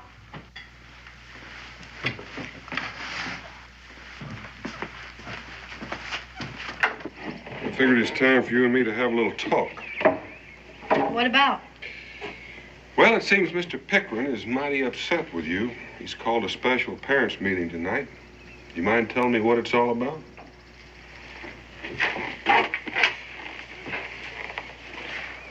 Fact is, I don't like school anymore. It's kind of sudden, isn't it? Teaches us stuff we don't have any use for, like old dead kings and queens and Mother Goose for kids. Fractions. Mr. Pickering's a fine teacher. He's teaching you important things like our country got its independence. Sure.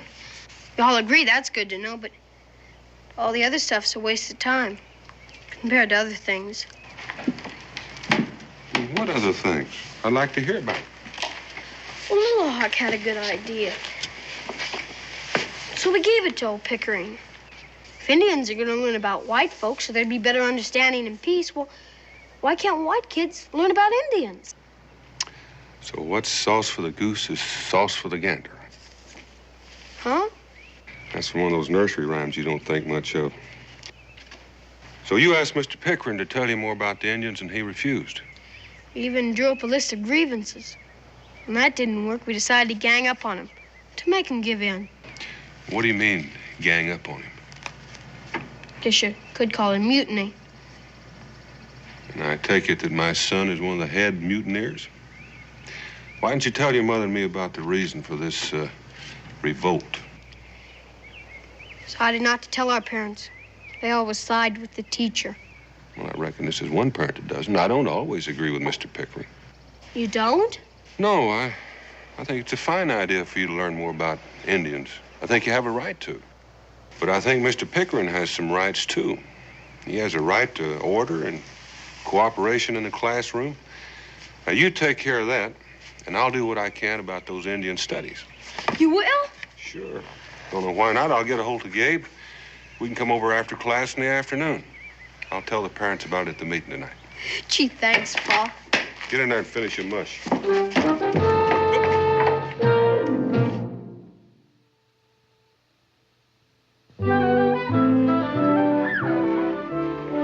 What, you stay up all night and fast and pray? Sure we did. Did you get a vision from the Great Spirit? He did. I thought of a great plan. But we won't need it now. Why not? Because we're going to get all we want. I talked my Pa into it. How do we know we can trust him? You saying you can't trust my Pa? I'm saying you can't trust any grown-ups. Not when they're all together. Well, I guess we're just going to have to attend that town meeting tonight. And I confess that I am completely powerless to cope with such insurrection. Since the situation is so critical, I put it to you. You parents are the only ones who can deal effectively with your own children and crush this odious threat to the very existence of our school. I say without trouble making young'uns need is a good tannin. I think it's the only way to learn them respect. That's what We've heard from Mr. Pickering, and no doubt he's been sorely put on, and we've also heard from Mr. Higbee, and I can see that most of you favor his notion. Maybe our kids have gone about this all wrong, but their hearts were in the right place, and they want what we all want, peace with the Indians. And they think maybe that'll be easier to come by if they know more about them. Now, I think I have a way that we might be able to avoid Mr. Higbee's idea of a workout in the woodshed and still satisfy our schoolmaster and the young'uns. Now, why don't Gabe and I teach a class in Indian studies after school? That way, the young'uns would be getting what they want. Mr. Pickering would be getting what he wants, control, and everybody else could be happy. I don't know about you folks, but I can't spare my boy for extra class time. I'm a widow, and he's got to help with the chores. I can't spare mine neither. What good is it to know about Indians? It ain't important. That's right, it ain't the most important things that we should in school learn. Our kids think it is. Well, maybe we ought to listen to them for a change. Now, all they need to know is reading, writing, and arithmetic. Now, that's what school is for. Well, that's right, and that's what it should be. Let's put it to a vote. Ladies and gentlemen, there will be no vote. Mr. Boone, your son is the ringleader of a group of rebels. He has incited them to unruly behavior, disruption of orderly routine, and open defiance of my authority. And you, sir, have the temerity to propose teaching my pupils a subject I have decided was non-essential. By so doing, you also are undermining my authority. Under the circumstances, I have no alternative but to resign immediately. And you, sir, if you so ardently wish to become a teacher, can take over the entire school yourself. You can't leave. Well, find somebody else. Because schoolmasters are harder to find than feathers on a fish. We'll be months looking for another teacher. And all that time, our young'uns ain't got no schooling at all. I guess there's nothing to do except go ahead with plan. Well, you know, when the parents of Boonesboro get all riled up, they certainly can turn the air blue, and you blistered me pretty good. I feel that the kids would have benefited from Indian studies, but maybe you're right, and certainly regular school studies come first, and I wouldn't want to lose Mr. Pickering. So, I'll just withdraw my suggestion. Yeah. A wise decision, Mr. Boone. We all thank you. Now then, let's get on to other problems. We will have more pupils in school next year. We need to expand the schoolhouse, buy additional supplies. So if we set up a community fund and all the families that have a child in school contributes to it, we'll have enough easily to get our supplies.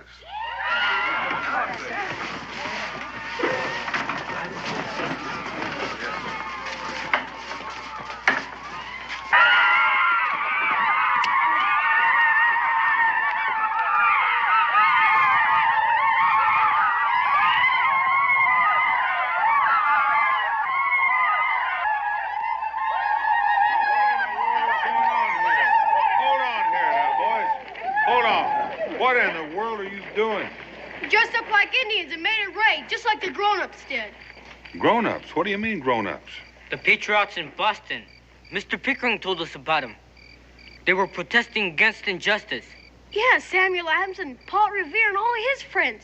They pretended to be Indians, and they raided all the British ships in the harbor, threw all the tea in the ocean. They call that the Boston Tea Party. This is the Boonesboro Book Party. Yeah! The Boonesboro Book Party. Just like the tea, our school books are an injustice to us. So we did what Samuel Adams did with the tea. We threw it in the ocean. I mean, well...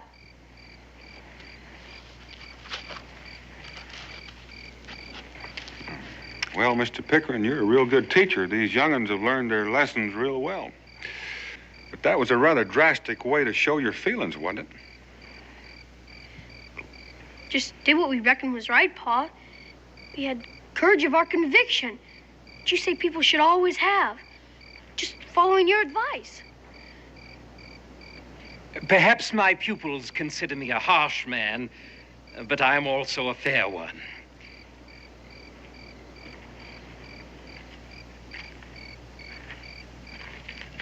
Above all, I admire courage and independence of spirit. I can't help respect what my boys have done in defense of a principle. Remember that education has for its object the formation of character. And if I fail to teach them anything else, I should always admire the fact that they possess character. Now then, I believe I'm a more reasonable man than was King George of England. The Boonesboro Book Party has accomplished its purpose. And starting tomorrow, I will begin teaching what my pupils so adamantly want, the history and culture of their Indian neighbors. Well, you're a real good man, Mr. Pickering, and we're real lucky to have you. But there's still a great big problem. We have to continue with our school studies, and we can't. All the books we have are gone. They're ruined.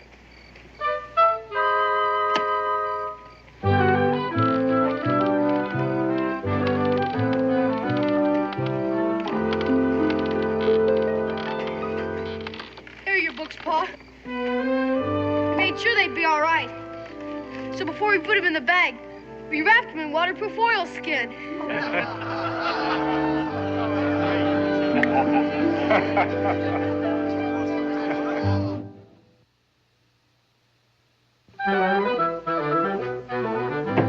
I will outline briefly the areas we will cover.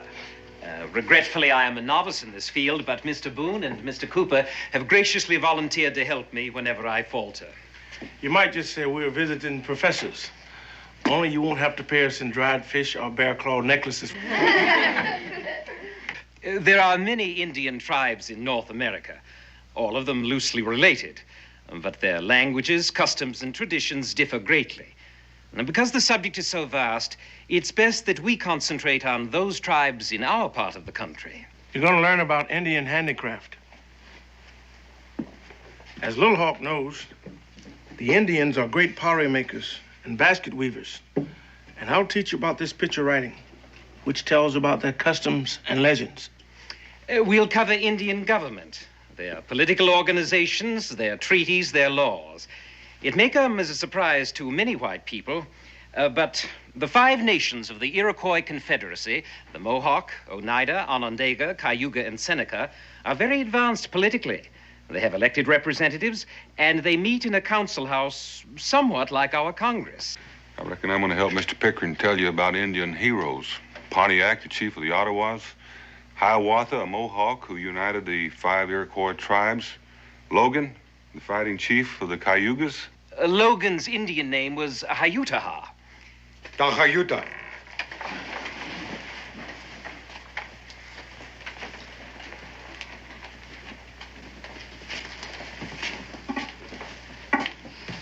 Do not feel badly. To an Indian, the name Pickering is just as difficult. Yes.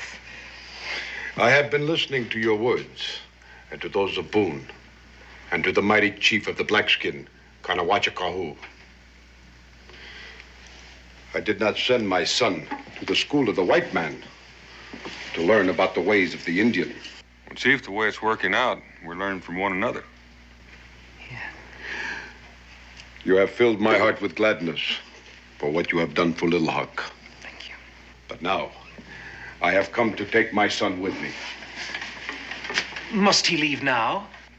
It's time for the tribe to move on. They have to go where there's fresh game. We will come back in 6 or 7 moons. Can't you stay behind? I have passed the test for manhood. I must do my share of the hunting. Little Hawk. There will always be a place for you here. Until you come back, keep this with you. It is good medicine. I will keep it to ward off the evil spirits of ignorance.